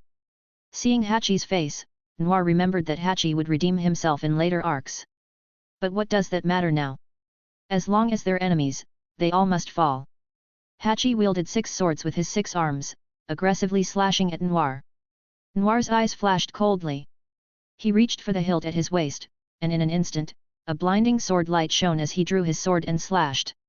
1 sword against 6, yet this disparity didn't give Hachi any hope of victory. The 6 swords shattered under the slash, a blood-red wound appeared on Hachi's chest, spraying blood. With the final cadre defeated, the remaining fishmen of the pirate crew started to feel fear. Their innate racial superiority had made them arrogantly believe that their natural strength was enough to crush humans. But now, a single human had shattered that belief with a few moves, trampling it underfoot. How could they not be terrified? After dealing with the 3 cadres, Noir didn't look pleased at all. To these fishmen, these 3 might be the strongest. But to him, they were nothing special. In the original story, Chu was knocked out by Usopp with a hammer. Hachi was slashed twice by a severely injured Zoro, becoming a laughingstock. Only Kurubi, with his underwater advantage, nearly drowned Sanji. But... hey! No water in the village, are you frustrated? Being defeated by the early Straw Hat crew, the Arlong pirates' strength was only enough to dominate East Blue. Ignoring the ridicule in his heart, Arlong looked at his defeated cadres, now resembling dead fish. Finally, Arlong was furious. Arlong glared viciously at Noir. The goldfish fishman handed over a black serrated sword, which Arlong took with a terrifying expression. Kid! I've changed my mind. I'll capture you. And make you watch as I kill everyone in this village. Arlong furiously raised his sword and swung it at Noir, who quickly blocked it. A series of slashes and blocks followed. Arlong, relying on the special serrated blade, temporarily suppressed Noir. But despite Arlong's fierce attacks, Noir's eyes remained calm. He was adapting to Arlong's attack rhythm. After deflecting Arlong's sword once more, Noir finally began his counterattack. Arlong was shocked and quickly pulled back his sword to block the blade aimed at his neck. The tide of the battle shifted instantly. Noir, taking advantage of the serrated sword's large and unwieldy nature, rapidly slashed at Arlong's vital points. Then, Noir feigned an opening. Arlong swung his sword hard at the ground. Seizing the opportunity, Noir covered his blade with armament Haki and swung it hard at Arlong's sword. With a loud crack, Arlong's sword shattered. Along with Arlong's spirit. Chapter 14, Arlong flees. Arlong looked at the shattered pieces of his sword, Slasher, and felt as if his heart was bleeding. Though Slasher wasn't made of any rare or valuable materials, its crafting was complex, and it suited Arlong's fighting style perfectly. Moreover, it had been with him for many years. It was as if Noir's sword had smashed Arlong's beloved companion into pieces. Veins bulged on Arlong's forehead, and his steel teeth were almost shattering. His bloodshot eyes glared fiercely at Noir. Despicable human! Die! Arlong's blue head suddenly lunged forward, and his sawtooth nose thrust out like a vicious spear. Noir blocked the sawtooth nose with his sword. As Arlong closed in, he opened his gaping maw to bite Noir's neck. Noir quickly freed one hand, covered it with armament Haki, turning it black and hard. Arlong's teeth bit down on the iron-like arm. Kicking Arlong's body away, Noir retreated hastily. This guy's entire body is a weapon. Noir frowned, and Arlong found the human before him extremely difficult to deal with. Back on the Grand Line, Arlong had been a cotter of the Sun Pirates, founded by Fisher Tiger. His experience far surpassed that of the East Blue's frogs in a well. He knew about the power system of Haki, but as a pure racial supremacist, Arlong only relied on his species' natural physical advantages and never considered training other powers. After Tiger's death, Arlong was captured by the Marine and later rescued by Jinbei, who became a warlord.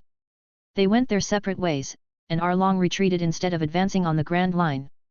He returned to the weakest sea, the East Blue. Given his experiences, his strength had clear limitations.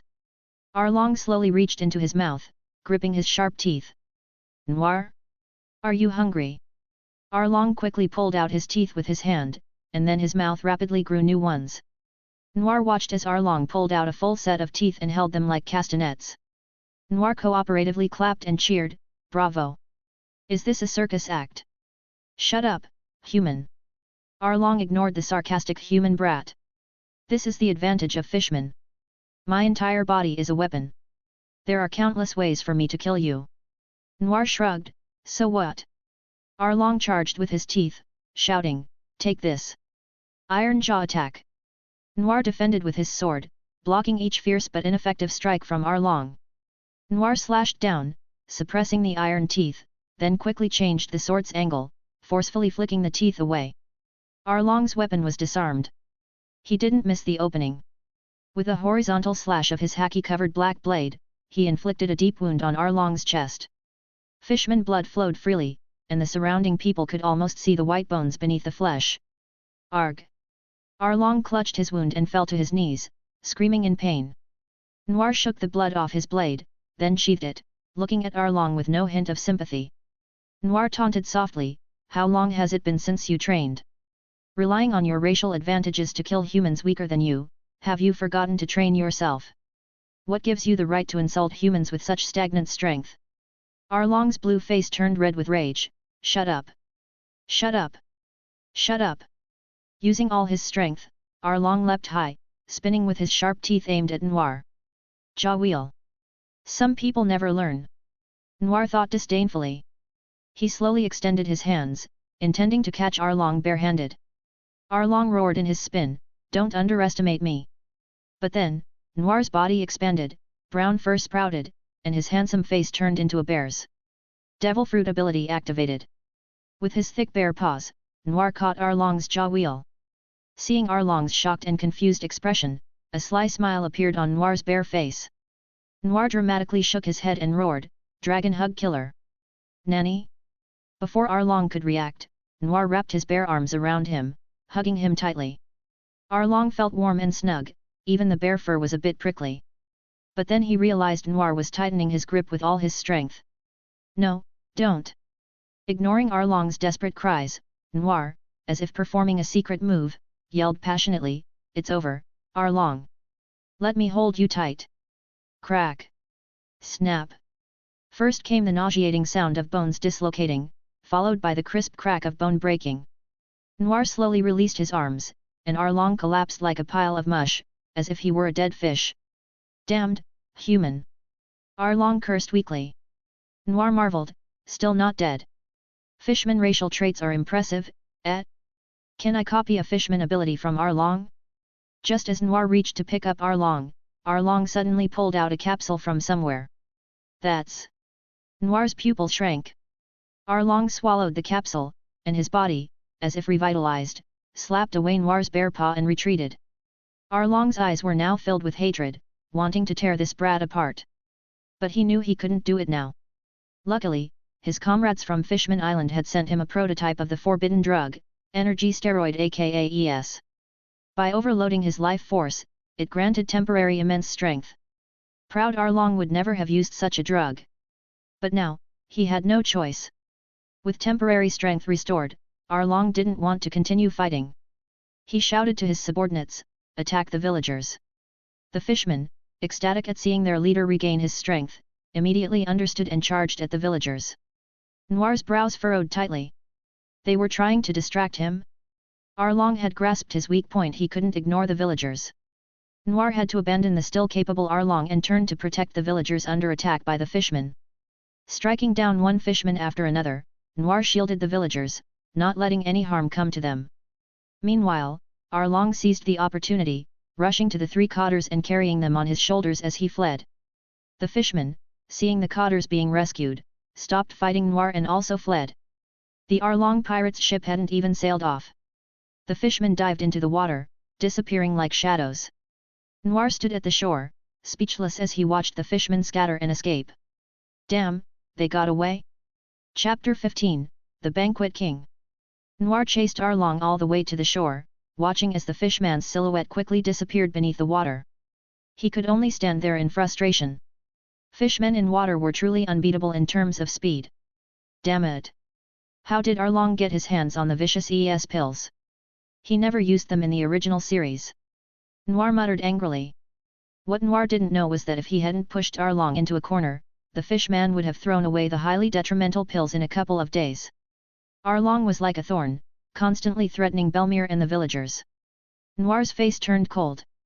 Hunt down Arlong. No loose ends. At that moment, the system's voice echoed in his mind. Ding! Host has successfully altered an important plotline. Reward doubled. Rewards granted.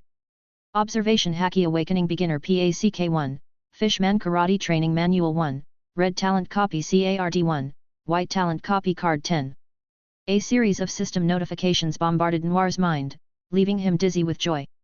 With the awakening of Observation Haki, only Conqueror's Haki remained to be mastered. And with the King's Disposition talent, obtaining it by age 17 was a certainty.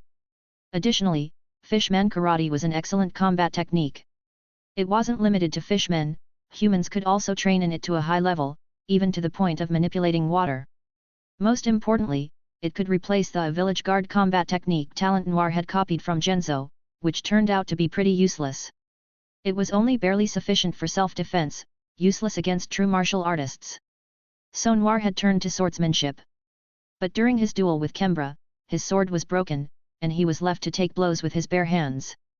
Now, with Fishman Karate, a well-known martial art in the New World, he could cover his weaknesses. The best part was that it didn't occupy a talent slot, Noir could train it himself. He decided to find an opportunity to replace Genzo's talent. As for the talent copy cards, the red card replenishment was great. But what was he supposed to do with so many white cards? From experiments, Noir was certain that white talents were pretty much for minor skills. But better something than nothing. With a long sigh, Noir turned back towards the villagers. Noir! The villagers cheered as they saw him, rushing forward to surround him enthusiastically. Leading the charge were two adorable little girls. Nami and Nojiko leaped into Noir's arms, making him laugh heartily. Bel-mere watched with a hearty smile, gratified to see her children being celebrated by the villagers. Ooh! Before long, the villagers hoisted Noir high into the air and tossed him up with all their might. Holding a girl in each arm, Noir laughed as they giggled like little sparrows. Noir! Noir! Noir! Though a bit dizzy from being tossed, Noir grinned proudly. Ha ha ha, calm down, calm down. Your bro is just... Wait, who's touching my dick? After the commotion settled, everyone remembered the half-dead Genzo lying on the ground. Genzo's face looked like he'd eaten something foul. He'd been lying there for hours, inhaling the earthy scent of the soil, and no one had even bothered to help him up. Some idiot even stepped on him. The villagers quickly helped Genzo to his feet. His face finally lightened as he weakly said, "All right, let's head back to the village. Someone get me a doctor." The villagers, suddenly reminded, laughed and shouted, "Mr. Genzo is right. Let's go back and throw a banquet. Let's have a banquet." Oh! Genzo was furious, his tongue flapping in anger, damn it. As night fell, the day's exhaustion and labor came to an end. In the darkness, people shed their negative emotions, resetting their mood. The usually quiet Cocoyasi village was bustling and lively. In the center of the village square, a massive bonfire blazed. Various meats were grilling on racks, slathered in sauce, the rich aroma making everyone's mouths water. Seated around the bonfire, Noir and several burly villagers joked and drank, enjoying themselves immensely. Nojiko and Nami curiously eyed the barrels of alcohol, cautiously taking a sip. Their eyes lit up instantly. Each grabbed a full cup, clinked them together, and chugged. The two little rascals let out satisfied burps, oblivious to Bel-mere sneaking up behind them. Hunt time! Smiling women wove through the crowd, carrying trays of sumptuous dishes, serving everyone. Someone started it, and soon a large group was holding hands around the bonfire, dancing to off-key singing. Bel-mere held Noir's hand, Noir held Nojiko's, and Nojiko held Nami's. The two little girls, now sporting bruises, were very obedient. The family stood at the center of the villagers, performing a dance none of them could identify, looking quite awkward. The crowd laughed heartily at the sight. Late into the night, the village's celebration continued. Noir's family partied until they were too tired to dance, finally collapsing on the ground to sleep. Bel-mere fell asleep against a table, while Noir dozed off. Surprisingly, the only ones still awake were two cute little girls. Nami hugged a barrel of alcohol, giggling foolishly, pointing at the sleeping villagers. "Look at them, just a few drinks and they're out. So lame." Nojiko nodded enthusiastically. "Yeah, they're totally lame." The two girls exchanged a glance, clinked their cups, and yelled, "Cheers!" Under the moonlight, with the villagers sprawled out asleep, two little figures stood triumphantly. No one knew how much trouble they'd be in the next day. P.S. Consider reviewing and dropping some power stones. I would be very grateful and motivated. Chapter 16, Novice Hunters. While Noir and the villagers celebrated their victory at the banquet, there were always some unfortunate souls in the darkness. On a small, isolated island, a group of fishmen lay on the ground in disarray. At the forefront, the saw-toothed shark fishman clutched his chest, a deep wound across it. His webbed hand covered his mouth, but it couldn't stop the blood gushing from his maw. Arlong. The three main fishmen caught her, who had been unconscious, had awakened and rushed to Arlong's side, worried. Kurubi looked at the nearly dead Arlong with anguish and said, "If it weren't for that human, we wouldn't be in this state." Chu, with his deformed mouth and terrified eyes, trembled as he said, "That guy isn't human. He's a devil." Hachan, covering his bleeding wound, whimpered, "What should we do now?" The fishmen fell silent again. This defeat was their most significant blow. They had retreated from the Grand Line to the East Blue, believing that fishmen were the noblest race, and had come here to conquer humans. Who would have thought that their grand plan to dominate the East Blue would be thwarted by a mere human boy from a small village? "I must prove that fishmen are the strongest race." A weak but determined voice broke the silence, revitalizing the fishmen. Arlong, half kneeling, straightened up. His eyes glowed red with rage and hatred, his weak voice filled with determination. "We're going back to the Grand Line." "What?" Kurubi and the others exclaimed in shock. "We can't get stronger here. I need more powerful challenges." Arlong laughed maniacally, sending shivers down the spines of the fishmen. In this way, Noir had unknowingly altered Arlong's life trajectory, creating a future where Arlong would become even stronger. But this was still far off. At this moment, Noir was still sleeping with a few villagers in a tight embrace. Suddenly, Noir's eyes snapped open. He felt a strange sensation, as if something was disturbing his mind, making him restless and causing him to shiver all over. Was this the observation Haki sensing something? Noir concentrated, then realized. He needed to pee. Noir ran to a small grove outside, relieved himself with precision, and sighed with comfort. Whistling, Noir walked along the night path when he heard the creaking of wooden boards. With his keen senses, he stopped and looked towards Arlong's pirate ship in the distance. Two figures were moving about on the deck under the hazy moonlight. This was Arlong's ship, left behind during Noir's chase. Noir raised an eyebrow, puzzled. Did Arlong return? No way, did he come back just to retrieve the ship? Noir grabbed his sword and strode towards the ship. Using the moonlight, he silently reached the ship, lightly tapping the wooden planks and effortlessly perched atop the mast, observing the deck. On the deck, two people in plain clothes were moving around. Despite the darkness, Noir could see they were two women. The girls appeared to be around 17 or 18, each with a long sword at their waist and a decent physique. One of them searched the ship, then suddenly sat down and spoke. "Sister. Is this really the Arlong pirate's ship?" Her voice was so loud that Noir almost lost his balance and fell. The noise was deafening in the quiet night, and Noir wondered if her companion's ears had gone deaf. Before Noir could react, the other girl shouted even louder, "Keep your voice down. We're sneaking in." Noir almost kneeled. Where did these two come from? How have they survived this long without getting killed? Arlong. That bastard has ruined so many villages. We must kill him this time. The younger sister shouted, ignoring her sister's warning. Noir couldn't take it anymore and casually asked from the mast, "Are you enemies of Arlong?" "Who's there?" The sisters reacted quickly, shouting in unison. "Be careful, sister, hearing the voice before seeing the person means he's a master." "Right, get closer and don't get ambushed." Noir looked at the two spinning around on the deck and said, "Look up." The older sister tensed up and warned, "Don't look, it's a trap." The younger sister realized, "Trying to ambush us when we look up? No way. We're the smartest women in the village." Noir laughed in frustration. Were there no other women in their village? He couldn't talk to these two any longer, it might give him a brain hemorrhage. Noir jumped down to the deck, looking at the two wary sisters, and asked, "Who sent you to find Arlong?" Up close, he noticed the girls weren't bad looking. Each had a single ponytail, one on the left and one on the right. Their faces were not stunning, but they were quite pretty, with delicate features and a charming demeanor. They wore crop tops and shorts, with long swords at their waists, looking like wandering warriors. Such good-looking girls, but such loud mouths. "We're pirate hunters, here for Arlong's bounty," the older sister, who had the louder voice, said to Noir. She held up a bounty poster showing Arlong's fierce face and a bounty of 20 million berries. This was probably the highest bounty in the East Blue, no wonder the pirate hunters were interested. "Well, you're too late. I've already dealt with Arlong," Noir said, shrugging. "Dealt with?" The older sister was surprised. The younger sister was skeptical, "Just you, a kid? That's a 20 million berries pirate. Is 20 million berries strong?"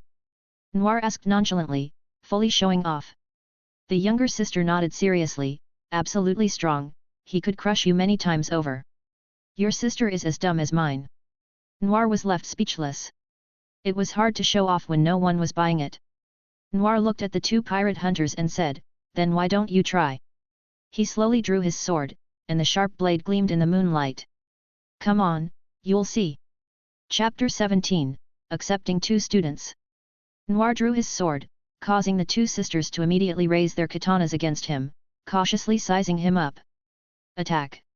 The older sister shouted, and the two charged at Noir, engaging in a fierce battle. 15 minutes later. The two sisters, with faces swollen, knelt properly on the ground, mumbling, "You really defeated Arlong, no doubt about it." Curious, Noir squatted down to inspect them and asked, "Are you really pirate hunters? You seem pretty weak." The older sister quickly nodded, saying, "We're not lying. My name is Kaed, and this is my sister, Naomi. We're famous pirate hunters in the East Blue." Famous? They weren't in the original story. Noir wondered but soon understood. They came to trouble Arlong today. If Noir hadn't changed the storyline and Arlong was still here, they probably would have been killed by now, right? Out of caution, Noir decided to use a detection technique on the well-known sisters. Name, Kaed. Random/Master, White Quality, has a special talent for katanas, and during one-on-one duels, when emotions run high, triggers random slash with a 1% chance of hitting the enemy. East Blue Info Vault, White Quality, due to her thick-skinned nature, she rarely encounters social obstacles, thus recording most pirate and criminal information in the East Blue. Name, Naomi. Inherited Blind Chaos Blade, White Quality, has a special talent for katanas, and during battles against multiple enemies, when emotions run high, triggers inherited sword skills with a 3% chance of hitting at least one opponent. Bounty Reporter, White Quality, due to her idle nature, she memorizes almost all pirate bounty posters and reports information accurately. Neither of them has a blue talent. Noir fully understood. The gap between people can be vast. Even Mr. Jen, a weakling, had a natural talent for focused training. But why are these two sisters' talents so extraordinary? No wonder they collapsed during the fight before he could exert much effort. Luckily, their emotions weren't high. Noir rubbed his forehead and said helplessly, "All right, I believe you. But Arlong really was defeated by me. He's fled now, so you should search elsewhere." Kaed and Naomi exchanged glances, then bowed their heads and loudly banged them against the floor. Noir's heart skipped a beat, and he stared in shock at the two begging sisters. The two sisters shouted, "Master! Please accept us as your students." "Hey?" Noir tilted his head in confusion. Kaed raised her head, a serious expression on her face, and said, "Anyone who can defeat both of us at once is rare in the East Blue." Naomi nodded vigorously, "I think so too." Kaed's eyes shone with wisdom, "Your swordsmanship is superb, and you defeated the great pirate Arlong. You must be a master swordsman." Naomi agreed wholeheartedly, "I think so too." Kaed bowed her head again reverently, "Master. Please accept as your students." Naomi, being even more sincere, banged her head loudly once more, "Master." Noir looked at these two peculiar individuals, unsure of what to say. With talents like theirs, he really didn't dare accept them as students. Noir quickly waved his hands, saying, "But I'm only 12 years old, and both of you are older than me. Let's forget about it." Kaed and Naomi looked shocked, "Master, you're only 12? You look so mature." Kaed, humbly seeking instruction, said, "Even though you're young, you're stronger than us. We won't mind." "But I mind." Noir was on the verge of tears. Suddenly, a flash of inspiration hit him. He pointed behind the sisters and shouted, "Look! It's Arlong!" "What? Hey!" Taking advantage of their distraction, Noir leaped off the pirate ship and ran for his life.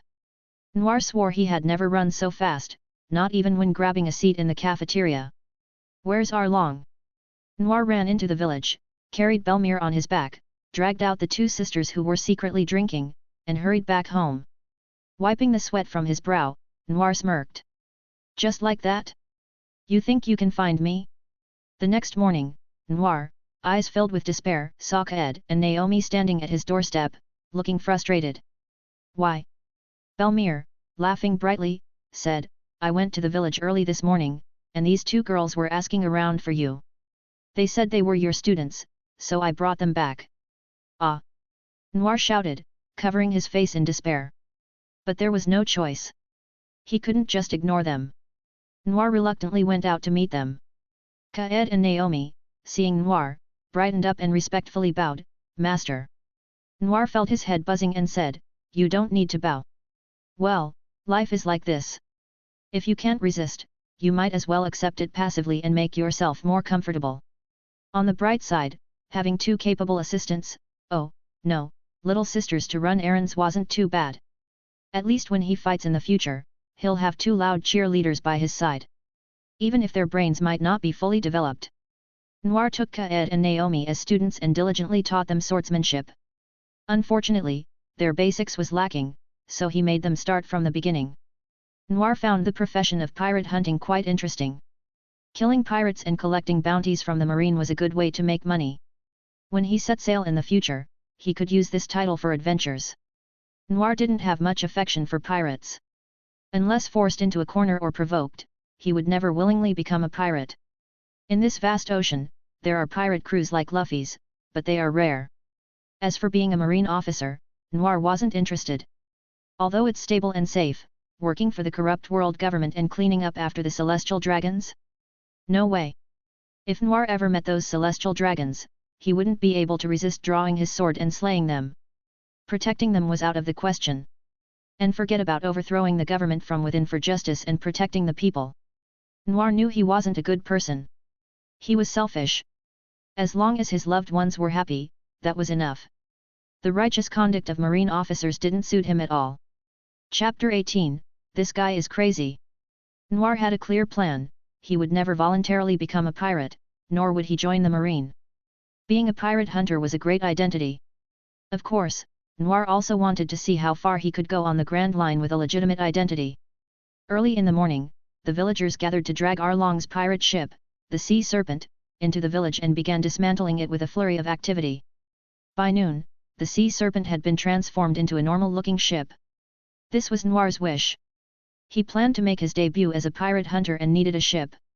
Since Arlong's ship was just sitting there, he decided to repurpose it. Noir discussed his plans with Bel-mere, who didn't object. With Noir's current strength, sailing in the East Blue was almost a game. It was a way to make extra money. However, Nami threw a fit when she heard that Noir was going out to make money and insisted on joining him, but Bel-mere quickly put an end to that. Sailing the East Blue, Noir navigated effortlessly with his hyperclimate sense.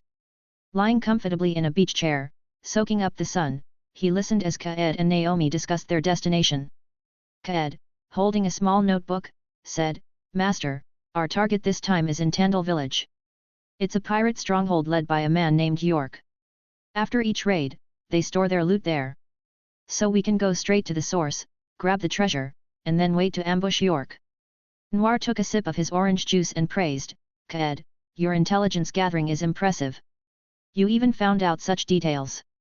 Proudly, Kaed continued, "Although York's bounty isn't high, he often kills for money and rarely provokes big shots, so he must have amassed quite a bit." Curious, Noir asked, "So what's the bounty on this guy?" Finally, a chance to shine. It was as if a background music track was playing around them. Kaed, who hadn't had many opportunities to show off her skills, quickly and fluently shouted, "It's exactly 3,126,549 belly. No mistake." Noir looked at Naomi in amazement and thought, "This talent of yours is truly extraordinary. How can it be so accurate?" Suspicious, Noir asked, "Are you sure? What if the bounty has been updated?" Naomi confidently replied, "It won't. I memorize the updated bounties every night." Speechless, Noir thought, "What can I say?" Previously puzzled as to why memorizing bounties was a talent, he now understood. "You memorize the odd amounts too. Are you saving up to buy a chopper? No wonder even the system said you were bored. Can't blame you." While Noir marveled at the sisters' talents, a ship approached from the distance. The familiar black flag with a white skull, it's truly the age of piracy. It wasn't long before they encountered another pirate crew. Walking to the bow, Noir looked ahead and saw a group of pirates jumping around like hunting dogs that had spotted prey. "So many henchmen, how annoying," Noir said, watching the pirates with disinterest. It wasn't that they were a threat. Even if they attacked together, they wouldn't be a problem. But they were annoying. However, minions were great for showing off. Seeing the clueless Kaed and Naomi, Noir's eyes lit up. "My students, let me teach you something." On the pirate ship, the newly appointed pirate leader excitedly eyed the approaching ship. There were only 3 people, a child and 2 unsuspecting women, an easy target at last. As the ships approached, the pirate leader shouted, "Boys! Attack!" "Ah!" The pirate henchmen shouted, climbing aboard like monkeys, brandishing their weapons and trying to look ferocious. The pirate leader, leading the charge with a scimitar, waved his weapon wildly and shouted, "Hand over the money, or else, hey!" The pirate leader's voice choked as he realized something was wrong. Noir was sitting on his chair with his legs crossed, wearing sunglasses and looking incredibly smug. Next to him, Kaed and Naomi stood solemnly with their swords, wearing pink sunglasses and stern expressions. If these 3 were wearing suits, they would look like stoic characters from the Matrix. The pirate leader, almost overwhelmed by this bizarre scene, shouted, "Stop pretending! Hand over the money!" Noir responded with a grin that was 1/3 mocking, 1/3 contemptuous, and 1/3 indifferent, like a CEO. Noir raised his hand and snapped his fingers. Nothing happened. Clearing his throat to hide his embarrassment, Noir clapped loudly. Great! On cue, the bodyguard sisters began banging their sword sheaths on the ground, their loud voices finally useful. The pirate leader, hearing this thunderous sound, felt uneasy despite his numbers. That's the effect. Seeing the confused pirates, Noir thought, this is the advantage of having henchmen. You think you can rob us? Noir said with a magnetic voice. Standing up, Kaed saw her chance and dramatically threw a cloak at Noir. But she used too much force. The coat landed perfectly on Noir's head. Blinded by the cloak, Noir calmly removed it. The pirate leader realized. This guy is crazy.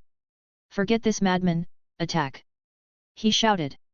The pirates rushed forward, only to be met by Noir's cold gaze and swift sword. In a flash, Noir sliced through the crowd, causing chaos and sending the pirates screaming for their mothers. Soon all the pirates were defeated, and Noir slowly sheathed his sword, looking as lonely as the snow. He lit a cigarette, exhaled rings of smoke, and confidently sat back down. Only to land on the ground with a thud. Turning to glare at Naomi, who was just lifting the chair, she apologized, "Sorry, master, too many steps, I forgot." Noir sighed and covered his face. It's so hard to show off. P.S. Consider reviewing and dropping some power stones. I would be very grateful and motivated. Chapter 19, Nami secretly boards the ship. After dealing with the nameless pirate crew, Noir took all their money and loaded it onto his ship. Under the tearful eyes of the pirates, the ship with the master and his 2 disciples sailed away. Noir sat cross-legged on the deck, his eyes closed. He tried to comprehend the observation Haki that the system had awakened in him. Originally, Haki required systematic learning and training to master, but Noir, with his conqueror's disposition and the way of the conqueror, could learn it without guidance. His armament Haki had already improved in this way, and now the same was happening with his observation Haki. Although his beginner-level observation Haki was difficult to control, it gave Noir significant perceptual abilities. He could feel wind, temperature, and presence more clearly. Most amazingly, it felt like a 7th sense, informing him of everything around him. This perception wasn't tied to hearing, sight, or intuition, it felt like a natural ability. For the time being, Noir's observation Haki couldn't passively detect his surroundings, but with concentrated effort, it still conveyed considerable information. On this large ship, for example, Noir's observation Haki quickly outlined 4 figures in the darkness of his mind. 1 was himself, 2 were the sisters, and the last one was, who? Who the hell is that? A small figure flickered in and out of Noir's perception, causing him to open his eyes in alarm. Could it be? Noir hurried into the ship, Kaed and Naomi following close behind. He burst into the cluttered storeroom filled with crates of food, drink, and supplies provided by the villagers. One particular barrel caught Noir's attention as it wobbled slightly, indicating that someone had recently climbed inside. "Stop hiding! Come out or I'll cut you!" Noir threatened, his face darkening. After a moment's hesitation, the barrel's lid was gently lifted, revealing a sweet, smiling face. It was Nami. Speechless, Noir stared at the now alcohol-scented Nami and asked bitterly, "Why didn't you stay home? Why did you follow me?" Nami, eyes sparkling, climbed out of the barrel and said excitedly, "You're going to make money, right? I want to go too." Noir pinched her cheek in annoyance and scolded, "I'm going to fight pirates, Nami. You can't come with me." Nami, her face flushed from the pinch, was unperturbed and said cheerfully, "Stealing from pirates? I want to do that even more." "What do you mean, stealing? Chasing pirates is not stealing." Noir, embarrassed and angry, rubbed her head with his fist. Despite the scolding, Nami didn't understand the seriousness of the situation and continued to playfully tease Noir. Noir sighed deeply. They were almost at their destination, so it was impossible to send them back. He couldn't just throw Nami overboard, could he? As the ship sailed on, Noir lounged on his deck chair again, while Nami was punished by holding a bucket of water in her back. Kaed and Naomi were assigned to watch over Nami. With their eyes wide open, the sisters stared at Nami all the way to their destination. Nami, annoyed, thought, "Where did my brother find these 2 idiots? Don't their eyes get tired?" At the shore of Tandil village, the ship slowly docked. Kaed and Naomi finally looked away, and Nami sighed with relief. After being stared at for so long, her nerves were frayed. Noir looked at the sisters, shocked by their red eyes. Did they catch rabies or something? He wondered. Kaed and Naomi reported energetically, Master. Nami didn't let up. We both watched her together. Noir, confused, asked, why didn't you take turns? Kaed and Naomi exclaimed in surprise, you can do that? Master, you're so smart. Smart my ass. Noir could barely keep from cursing. He could feel his IQ dropping around these three. Calming down, Noir walked towards the shore and instructed, you two don't need to follow me. Just keep an eye on Nami. Well, you don't have to watch her all the time. Just don't let her wander off. Nami sulked, why can't I come with you? I can help you. Noir waved her off with a smile, next time, Nami. I'm off to, hunt down pirates. Ahaha. With an arrogant laugh, Noir disappeared from Nami's sight.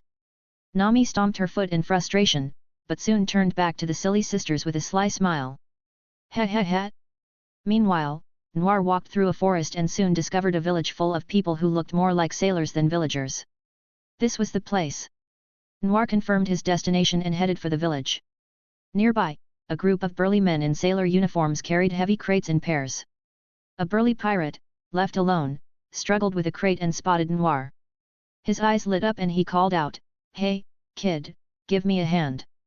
Caught off guard, Noir replied, Oh, okay. He lightly lifted the crate, easing the pirate's burden. The pirate laughed, Thanks, kid. No problem.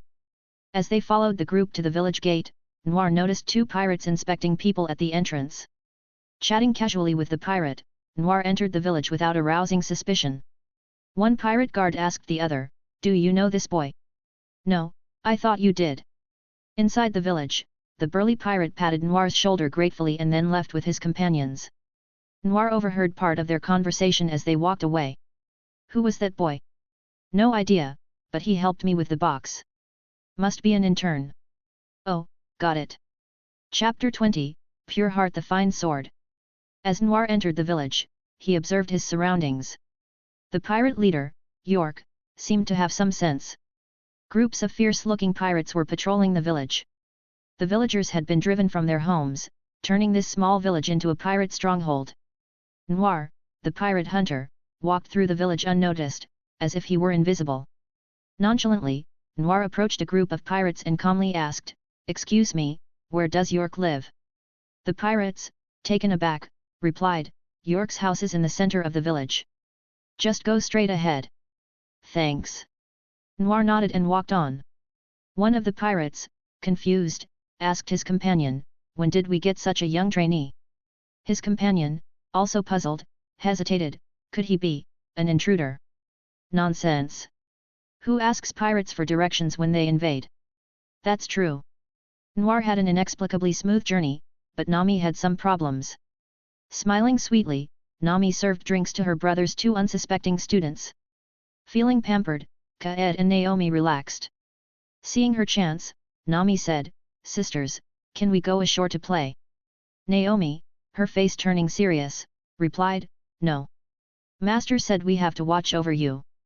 Nami, still smiling, said, Watching over me is easy.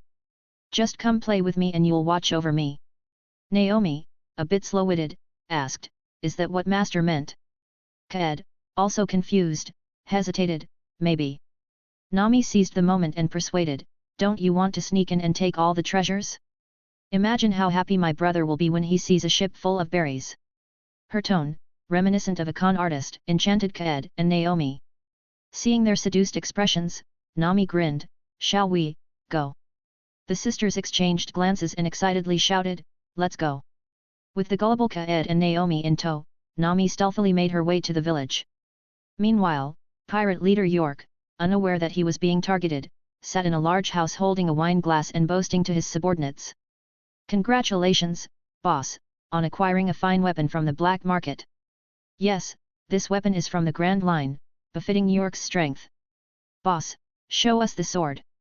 York, pleased with the flattery, laughed and said, All right, I'll show you. He took out a long object wrapped in black cloth from next to his seat. When he unfolded it, he revealed a finely crafted long sword. The ornate scabbard and white cross-shaped guard with grey handle promised a good grip.